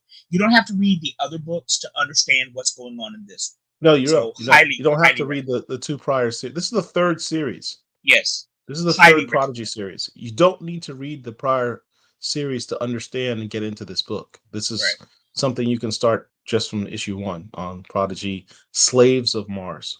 Yeah, it's very, very extremely good, and it is my personal read of the week. Yeah, I'm a big Mark Millar fan. I've I have a lot of Yeah. his books. Just he's a great writer. So Fantastic. hold on a second. While you're speaking of Mark Millar, I know this is off topic. This is my stack of stuff that I've yet to read. But there's a book out called Nemesis, yes. And I never read it before, but I saw the cover of issue number 1. And I know this character is a Batman-esque character, but he's got morals off. And my understanding is he has no problems killing individuals. Mark Millar is an extremely good comic book writer. So if you see his name on a book, that's something that you probably want to check out. Yes, Marwan, you are getting that next. That's a good analogy. That's a very good analogy, with the exception of Mycroft is living in the slums, smoking weed, chilling. So yes, that is a very good analogy. I've never read Nemesis before. Like I said, that's in my stack. I know the character has been around for a while, but when I saw the new issues had dropped, I'm like, okay, I know I like Mark Millar, so I'm going to go ahead and check it out and give it a try.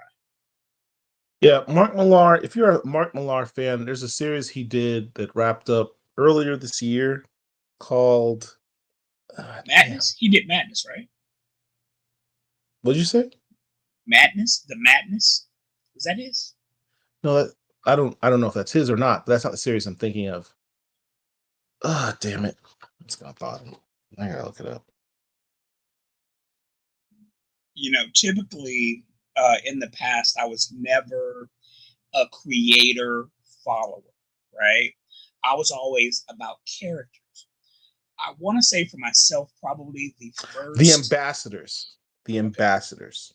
Probably for me, the very first creator that I actually really paid attention to was Walt Simonson. Walt Simonson was the writer and artist on the Thor book in the 80s, when I really, really became interested in comic books. And so whenever Walt Simonson is on something, I end up picking it up. Mark Millar, after his run on Prodigy, is one of the ones who I now follow. Jim Starlin is another one, because he does epic galactic type stories. You know, I want to say he's the guy who invented Thanos. So there's a book called The Madness, but it was by J. Michael Straczynski. So no, that wasn't. So here's the thing: if you are a Mark Millar fan, let me be specific. If you are a fan of the Mark Millar verse, that's the universe he created over in Image comic books. So that includes books like Kick-Ass and The Ambassadors. What are some other? Magic Order, Nightclub is another one that's ongoing right now. Prodigy that we've just been talking about. Even what's the name of that? The one that was made into a movie, Wanted. Okay. That was Mark Millar too. If you're a fan of those books, that is all part of one shared Millar universe. And he did a series last year called Big Game, in which all of that universe is all together and kind of wiped out. I'm not gonna get into spoilers, but if you're a fan of his writing, check out Big Game, because all of his characters, all of his IP is in that particular book. That particular IP that he has is already optioned with Netflix. He cut a deal with Netflix where he creates all this IP, and Netflix has first option to turn any of his things into television series. It hasn't happened yet, so he's getting the better end of the deal. But I really hope Netflix will someday go forward with turning his projects into something they put on the screen.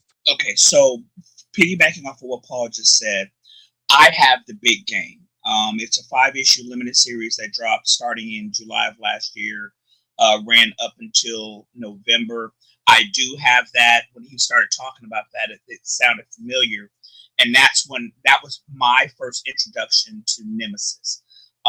It's pretty fucking good. I had never read any of his other characters, so you don't necessarily. It probably helps, but you don't necessarily need to have read his whole entire universe to understand and enjoy the big game. My comic book guy put me onto it. I collected it, read it. It's very good.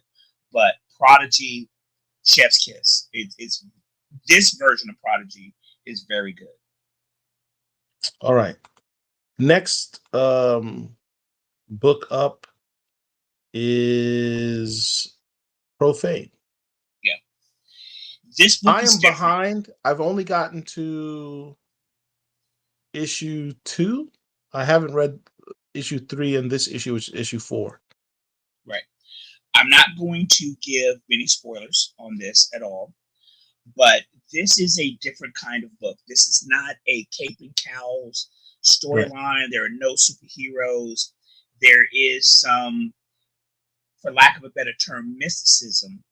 But this book is about a guy by the name of, what's his name? Will Profane? Something like that. Yeah. But he is a fictional character. The fictional character has come into the real world. So imagine Harry Potter from J.K. Rowling's books now inhabits our real world.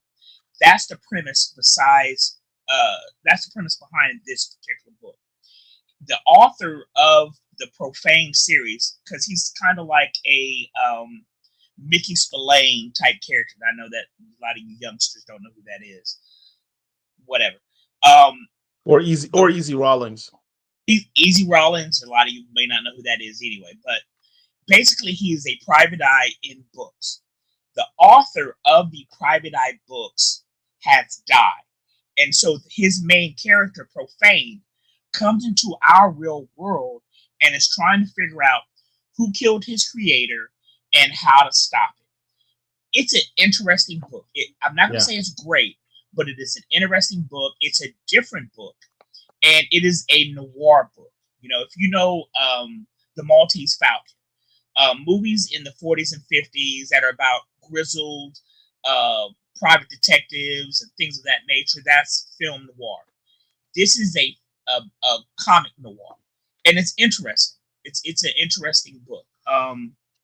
I'm not going to hype it up as much as I did Prodigy or the other book, but it's an interesting take, and if you're interested in stuff outside of capes and cows, I do recommend it. I dig this book. What's interesting for me is the fact that he's self-aware that he is a fictional character. Mm-hmm. He's like, well, you know, I'm a fictional character, and my creator. You know what it reminds me of? It reminds me of the 1982 movie Tron. I was just thinking it reminds me of Jessica Rabbit or Who Framed Roger Rabbit. That too. But in Tron, the computer programs know that they're programs, and they know that they're in a computer program world, and they know that they're there to serve the users, those that create them and use the programs. And they view the users as like their gods, because you created me, you used me. So I, as a program, view you as a god. In this world, in this comic, Will Profane views his creator, the writer, as his guy, right? And his guy is killed. And so he's like, I got to figure out who killed my creator. And I'm in the fictional world. I can't do that here because I have to go into the non-fiction world, the real world. So he literally takes his non-fiction self and tries to project himself into, he really takes his fiction self and tries to project himself into the non-fiction real world. But he needs an avatar to do that. So he finds the biggest fan of his creator's books that he could find. But he has this criteria of, I need to find the biggest fan who's familiar with these books, but who also is not a homicidal maniac and is also not like super clingy, you know? And so he finds a fanboy, young 20-something-year-old man, black man, who lives with his parents still. He's studying to be an accountant, and says, hey, you know, I'm Will Profane, and I need to inhabit your body as my avatar so I can investigate who killed my creator. And does any of He this doesn't freak you inhabit out? his body. Well, hold on. He doesn't inhabit his body. Basically, the guy does a seance in order to bring Profane to our real world. There's not a possession aspect to this book. There's more like I can't think of anything off the top of my head, but like I said, he's brought in as his own entity. He's not possessing anybody, but it's an interesting read. Yeah, yeah. I did not know Who Killed Roger Rabbit was a book first. Interesting. I had no idea. Yep. That was a dope one. All right. It's cool. Let's see. My next one and last one is this. I can't see the screen. What do you have? Star Wars Inquisitors. That's our next one, but it's not our last one.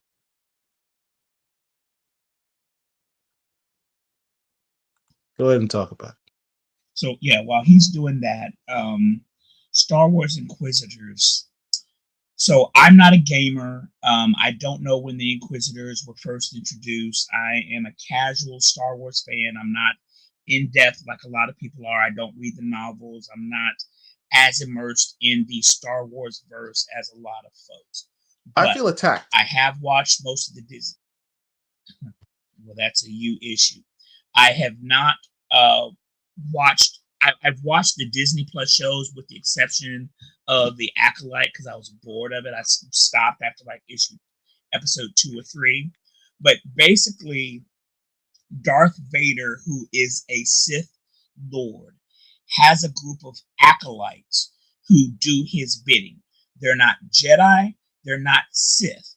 They are Sith-esque. And they are sycophants of Darth Vader. And so they basically do his bidding. He's trying to find this one Jedi who, well, several Jedi have survived Order 66, right?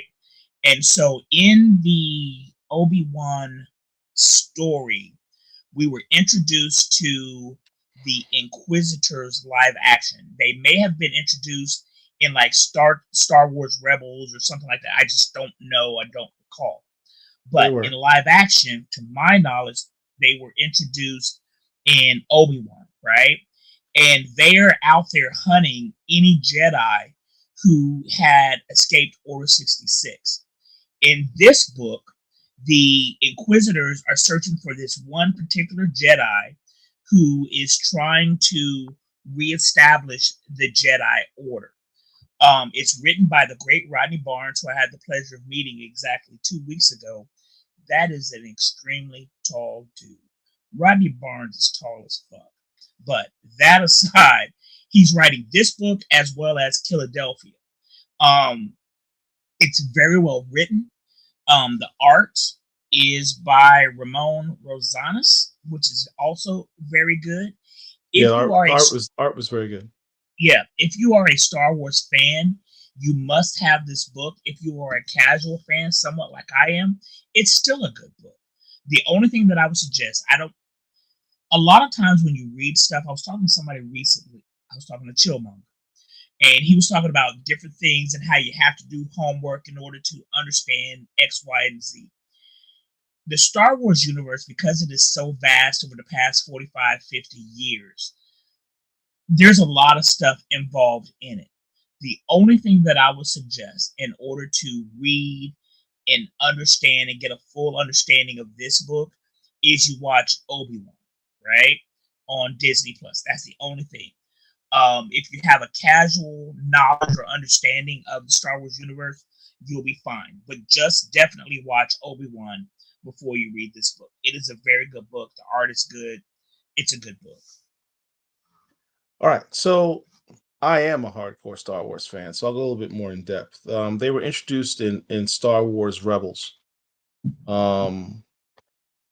They were delved into a little bit more deeply in the second volume of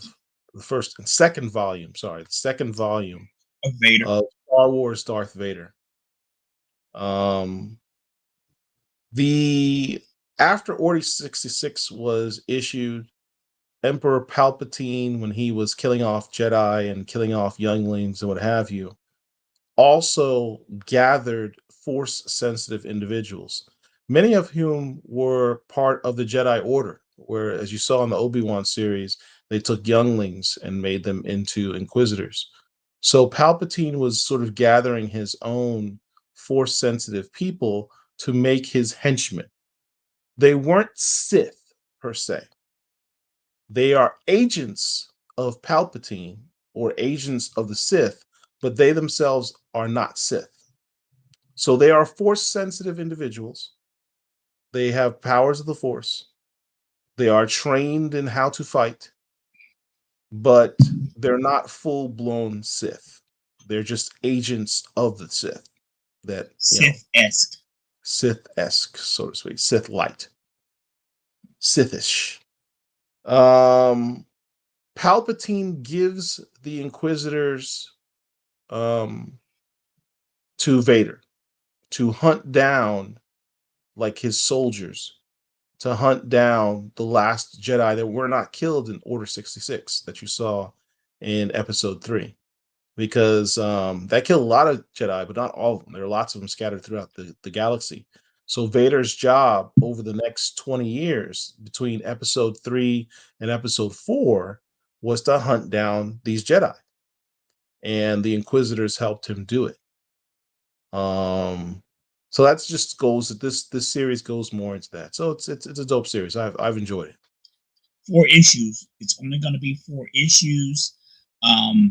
Highly recommend this book. It's a very Frustrated fan. Hey, I haven't seen Frustrated in a while. What's up, man? Welcome back. I think the Inquisitors book is setting up the Darth Vader Black, White, and Red series. Okay. This is book 3. Yes, this correct. is indeed book 3. There's going to be 4. Yeah. Yeah. All right. So next book that I want to talk about was a book that really fell under the radar. A lot of people probably, no one's talked about it. I haven't seen anybody in our space talk about this book, but I read it and it was actually really good. Or at least it can be good, I should say. I enjoy it. It's a series called Time Waits. Number 1. Just dropped this past week. Written by Chip. What comic book company is that? This Distillery. It's a new company. It's kind of like Image in that it's a creator-owned and operated company. Gotcha. Where some of the hottest writers and artists get together and form their own company to, control their own IP. But it's written by Chip Zdarsky. And we've all heard of, everybody knows that name. He's a famous writer. The premise is that this brother here is a soldier, mercenary type guy from the future. And he's sent back in time to... Like Terminators. No. Oh. He's sent back in time to retrieve some artifacts, whatever. And he rebels against his mission and decides to stay in the past. And he goes to a town, marries a local sheriff woman, and they decide to adopt a kid. But the forces that he betrayed are still searching for the things that he was sent originally to go find. And they start to hunt him down. They send agents back through time to hunt him down and get what they're looking for. So basically, he's a combination between Indiana Jones and Kyle Reese. I don't see the Indiana Jones part. He's more of a soldier. He's just said, "Here's your mission. Go get the stuff for us." And he decided, I don't want to do that. So it's more like the killer than anything else, because he rebelled against his mission as an assassin soldier type guy. But first issue was decent. First issue was decent. Cover. I like. Oh, go back. Yeah, this was my favorite cover. I think I like that cover. I think I might have actually accidentally gotten a couple of these covers, of this particular cover, but I like this one. I like this one a lot. This was done by Chip Zdarsky, who's not only a writer but also an artist. All right. So the other books that we have I want to talk about was that's it. Yeah. That's it. I will say shout out to Uncanny X-Men #2. New black character, I forget his name, but he has a cool scene where he goes up against Wolverine and doesn't back down. He's like, back up, old man. Wait, hold on. And Cole cocks Wolverine. So that was kind of cool. I'm curious to see where this goes. Wait. Gail Simone, So not this one. Uncanny X-Men 2. Okay. This is Uncanny X-Men #2. I gotta get that. They had a cameo. These new mutants. It's basically the New Mutants. This new group of mutants. They had a cameo in the last issue. Now you get to know who they are. We still don't know where they come from or what their motivations are, but we finally get to meet these new mutants that the X-Men are going to protect and assumably train in the use of their powers. Gail Simone's a good X-Men writer. She is. This brought, just like how I said, what I liked with that Avengers Assemble by Steve Orlando, in which it seemed like a classic Avengers comic book. None of the fluff, none of the, agendas or whatever in a comic book. It's just a comic book, man. It's not complicated.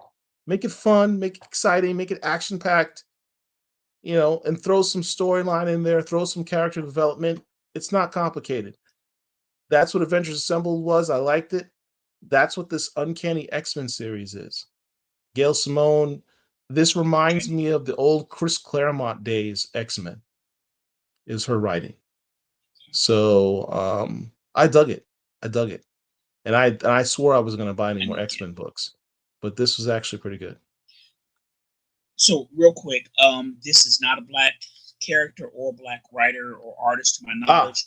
The character's name is Ransom, the black character from Uncanny X-Men.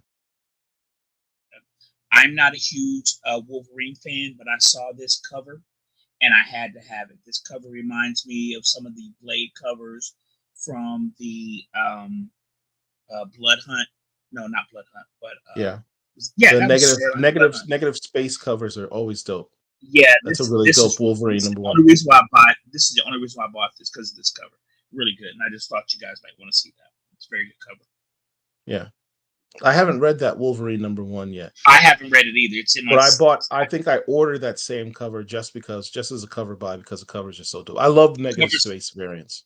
Yeah, covers fire. Yep. All right, so that ends our reads of the week.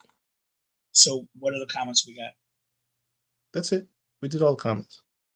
All right. So now we're going to get into what you watching. So last week on Netflix, there was a movie that dropped called Rebel Ridge. Rebel Ridge. It stars Don Johnson, who we all know as Sonny Crockett from back in the 80s in Miami Vice, and a new actor by the name of Aaron Pierre or something like that. Tall, light-skinned brother who is a Brit, and he plays a John Rambo-esque character. By that, I mean, thank you for saying that, because that's exactly what I was going to say. If you guys know who Rambo was, he was a Vietnam veteran drifter who was going through a small, like Seattle or Oregon, northwestern town when he was set upon by the local police, got pissed, and basically took out a whole town's police department or law enforcement agency. This character is a Marine Corps veteran who gets everywhere through bicycles. He's minding his own business, riding through a town, gets set upon by the police.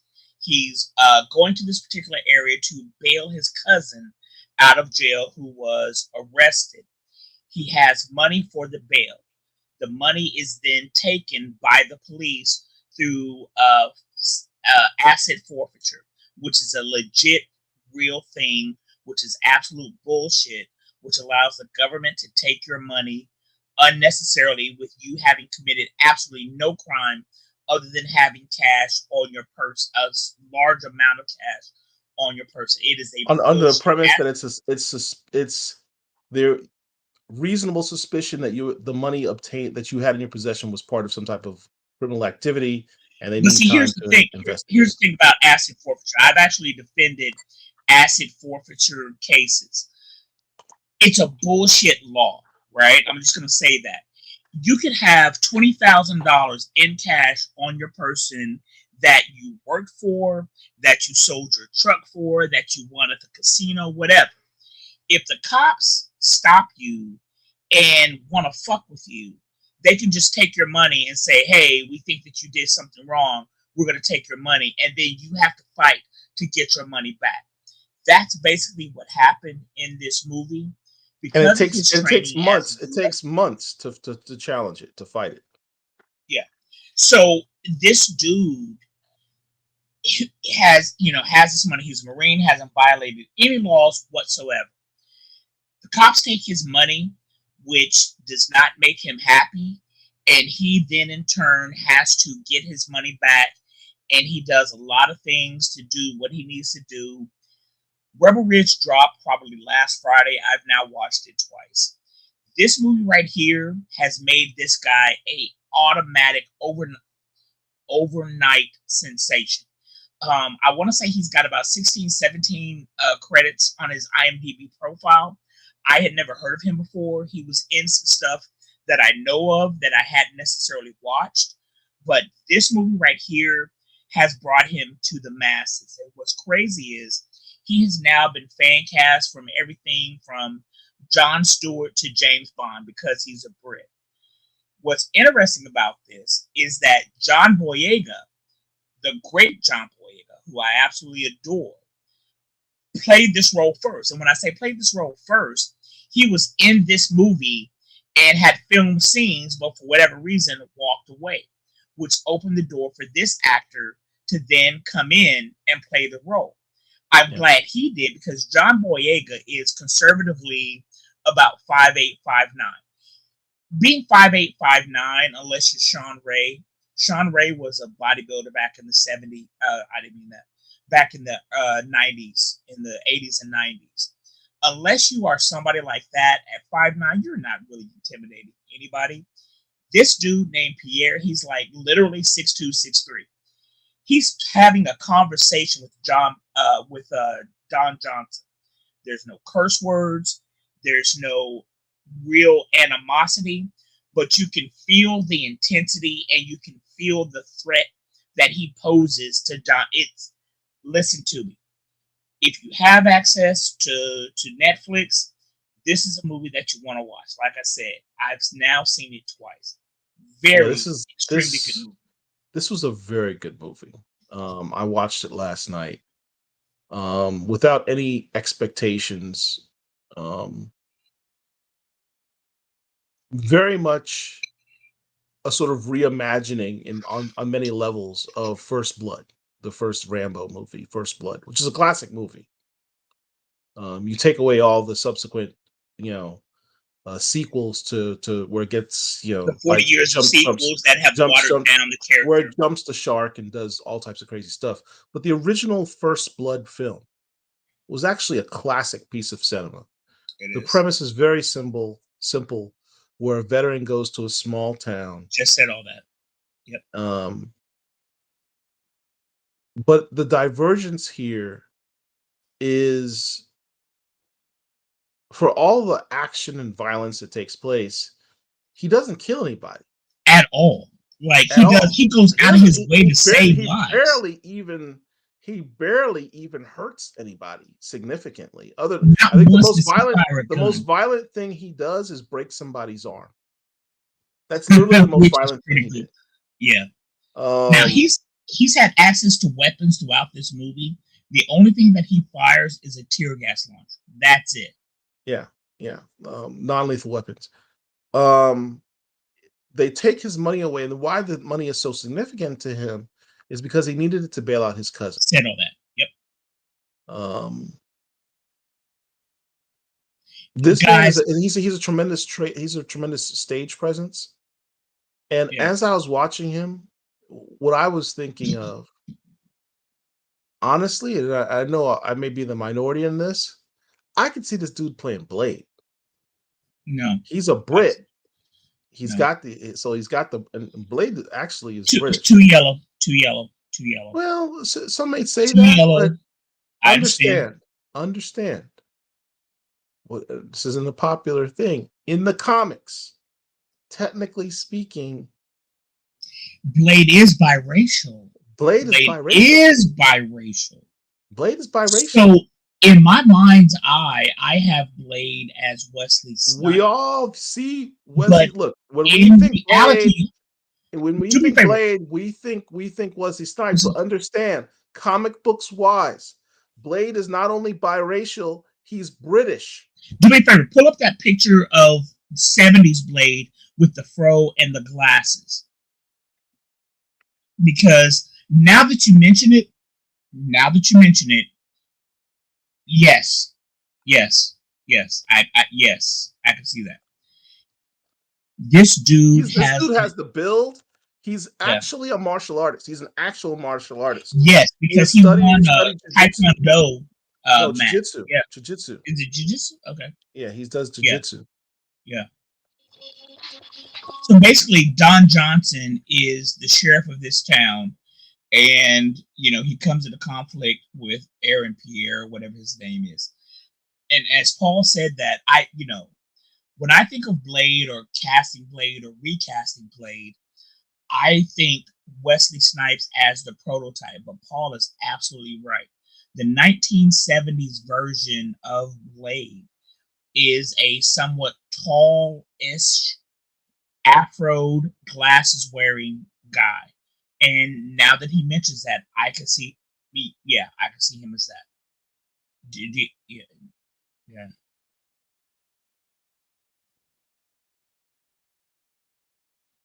Yeah. Now this version of him is kind of darker, but still, I can see that. I can definitely see that. But all that aside, guys, if you have access to Netflix, Rebel Ridge is a movie that you want to watch. You're on mute.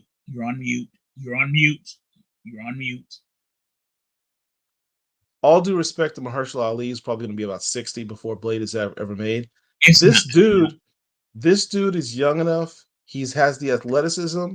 He has the stage presence. Because his scenes with that exchange that Mark talked about, where he had with Don Johnson, they're just talking. That was intense. That was an intense scene. He doesn't cuss. He doesn't raise his voice. He doesn't flex on a dude. He's just staring him right in the face and talking to him very calmly, and you feel threatened. Allow me to finish. Yo, this dude can act. And he's got physical skills. He's an actual martial artist, so he can actually do, some martial arts in the film. So, look, unpopular opinion. This is my pick to be the next Blade.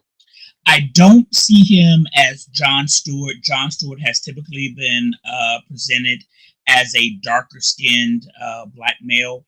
I don't see him in that role because this cat is light-skinned with green eyes. But yeah, it's very good. And stop. Go back one. Style So Serious brings up a very good point. I'm watching Don Johnson and all these racist characters he's been playing lately. What Styles means by that is in the series, The Watchmen, Don Johnson again played a racist law enforcement officer, sheriff, or police chief in Tulsa, Oklahoma, where I'm from, even though it was filmed here. And he also played Big Daddy in Django Unchained. So Don Johnson over the past 15, 20 years has been typecast as this, racist guy. Yeah. Here's the thing, though. Don Johnson actually did an interview on this particular subject. He said, what I loved about this role is people automatically assume that this is a racist cop in a racist town, and he says, technically speaking, this isn't a race issue. The reason this guy's being it's a money issue, and in fact, one of the people that, you know, I'm not going to give a spoiler, but there's black cops that are also involved in this as well. So it's not a racial issue. We feel the racial undertones because we're black people is watching this, and we've seen this scenario play out where it's easy to identify as being racist. But technically speaking, this wasn't a race. This wasn't this a role racial right here, issue. Right. This role right here by Don Johnson is not racial. It's corruption, but it's not racial. Right. But I can understand why Styles would say that. We'll write that. What else? Yeah, on the surface looking in, you could say, "Oh, this is a racist cop stopping because it's old Southern town," or what have you. Technically speaking, this is not racial. Well, in fairness, the cops that initially stopped him, the character called him boy or something like that. Probably racist, but Don Johnson's character is not necessarily racist. Correct. He's corrupt, but not necessarily racist. The two don't necessarily go hand in hand. And he actually showed the guy some respect on a level, like respect in the sense that I actually view you as a threat, and I'm going to respect the fact that I think that you're kind of a threat. Yeah, but you know what? I thought about it. Nah. This movie, listen, guys, this movie, 10 out of 10. You have to watch Rebel Ridge. It was a dope movie. One of the things I was about to say is that, because I want to say it dropped like maybe last Thursday or Friday. By Monday, it was the #1 streaming program in like 37 different countries. This one program has made this dude a star. Yeah. Marwan says, "Don't tell the." We did not. Honestly, you may think we talked about it. We did not. We just talked about one particular scene. Yeah, he's a badass. Yes, he was cast in Blade. He hasn't been cast yet, but he's my pick to be Blade. Honestly, yeah. Maybe Spawn or T'Challa. Hell no. No, not okay. Cold Tiger, understand something. T'Challa is not biracial. He is not light-skinned, and he's not green-eyed, okay? T'Challa is a dark-complected African, right? So Wakanda had never been colonized up until, I guess, what do you call it? Atlantis had invaded or whatever. So no, he would not be a good T'Challa. You do know you can be biracial and still not be. Yes, dude. Yes, we know that, but he's still biracial and light-skinned. Yeah, it has always been a dark guy. Yes, he has. He has. But we're just saying, we can't disqualify this guy to be Blade because he is light-skinned. Because technically speaking, it is possible for him to be Blade. Given that Blade is literally biracial himself. And hold on a second. While we're on this whole biracial thing, I'm thinking about a couple of years ago, somebody over on the Twitters was fan casting Reg Jean Paul as T'Challa. And for those who don't know, I have never seen a second of Bridgerton or whatever, but Reg Jean Paul is one of the main characters and one of the main actors in Bridgerton. Somebody fan casted his light-skinned self as Blade. I didn't mean that, as T'Challa. And I'm like, What are you talking about? What are you doing? That's just ridiculous. Right, he's extremely, extremely young. So whatever role that he gets fan cast could do for, a decade. He's a big dude. And that's one of the things, Cornelius, that I wanted to address that I mentioned a moment ago, is that John Boyega is an extremely good actor, right? He's a very good actor. He has a regal bearing to him. If you have not seen The Woman King, highly recommend that you see it. But the dude is like conservatively 5'9" at his highest, right? He's not a big dude. When you're watching this Pierre guy talking to Don Johnson and the camera angle has him looking down on Don Johnson, even though he has not raised his voice, he has not cussed, you feel the intimidation and the threat that he poses. John Boyega did not have that. I don't know why he left, but this Pierre dude has it. Yeah, I as much as I admire and respect John Boyega, who I really do like him as an actor. I do.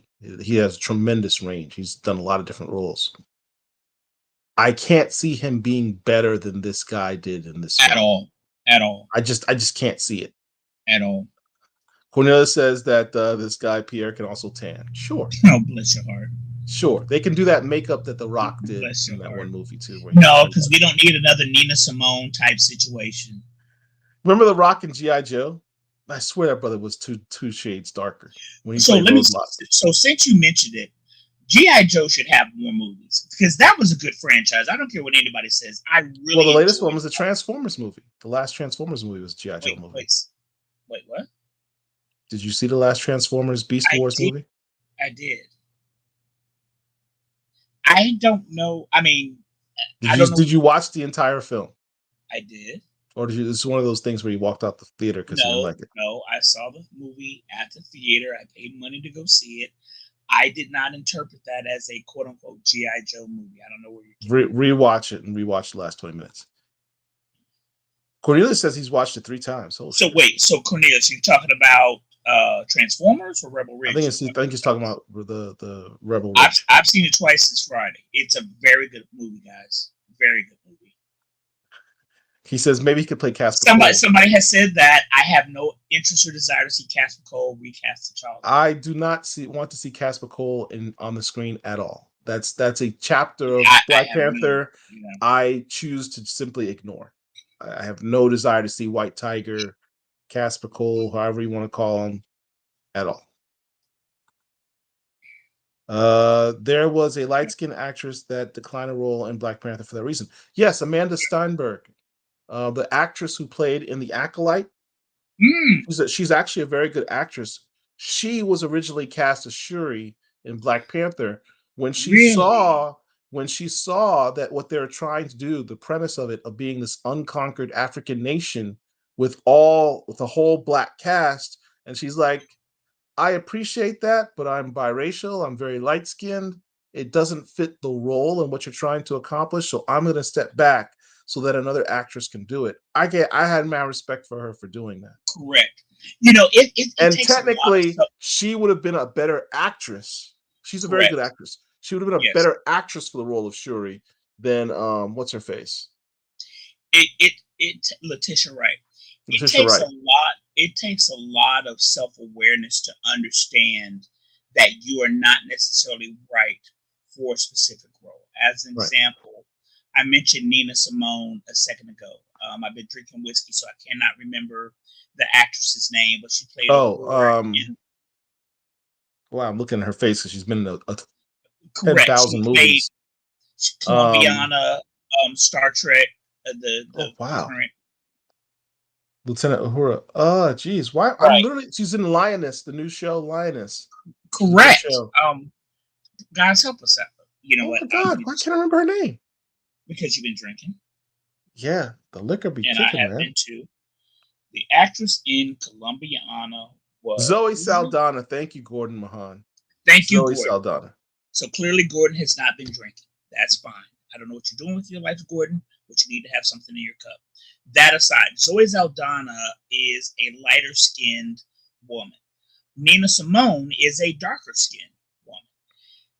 They made a biography of Nina that I have never in life seen, but Zoe Saldana was pancaked with darker makeup. You don't need to pancake a light-skinned person with dark makeup. You just hire a darker-skinned person. Yeah, you cast some. Going back to the whole Black Panther, right? Nina Simone, right? Going back to the whole Black Panther thing, I appreciate Amanda not taking that role. Letitia is a good actress, but somebody else who would have been good in that role is Shuri, the main actress whose name I do not know, who played the main protagonist in The Woman King. Did you see The Woman King? Yes. She also would have been good. Yes, she would have been really good. If you guys have not seen The Woman King, watch that. John Boyega, phenomenal. Quick comic book tie, by the way. The actress Amanda Steinberg from The Acolyte, who turned down the role of Shuri, and the actress that you just mentioned from The Woman King, both of those actresses have worked in Stranger Comics. Amanda Steinberg was the co-writer of Niobe #1, Amanda and I'm sorry, the newest actress from The Woman King. Her name is Fendi something. I can't pronounce her name. I apologize. It's African.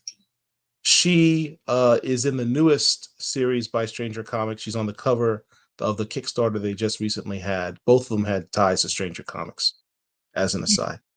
Did not know that. All right. So, the guy that you mentioned from Bridgerton? No. That's not the same guy who played in the Bob Marley. The guy who played Bob Marley is Kingsley Ben Adir. Yeah. Kingsley Ben Adir. He was in the Secret Wars. Secret Invasion. Secret Invasion. He also played in with Thomas Shelby, Peaky Blinders. He was also in Peaky Blinders. What's a BYH? I don't know what that means. A big Thuso. yellow. Yes, her name is Thuso. Thuso Ndebe or something like that. Ndebe, yes. Thuso something Ndebe. Like that. Thank you. She would have been a very, very good Shuri. She would have been an excellent Shuri. Yep, she would have been a very good Shuri. Very good Shuri. Yep. Thank you. Comments we got? That was it. Oh, that's it. Well, look, we've been on for almost 2.5 hours. I gotta get some sleep because I gotta get early up in the morning and hop on a train and go to Miami so I can watch my Canes play against Ball State. Excuse me. Hour. I apologize to you. You gotta do this the same time that I do it though. Our Canes play. Hey, let's see if we can do this. Other hand. There you go. It's all about the you. Yep. Hey guys, all jokes aside, thank you very much for joining us on a Friday. You could have been anywhere doing anything. We appreciate you guys listening to us talk about comic books and all this other stuff. Make sure that you hit like and subscribe. Tell your friends, family, even your enemies about it. And we will see you next time. Black Comic Lords, we got Peace. you.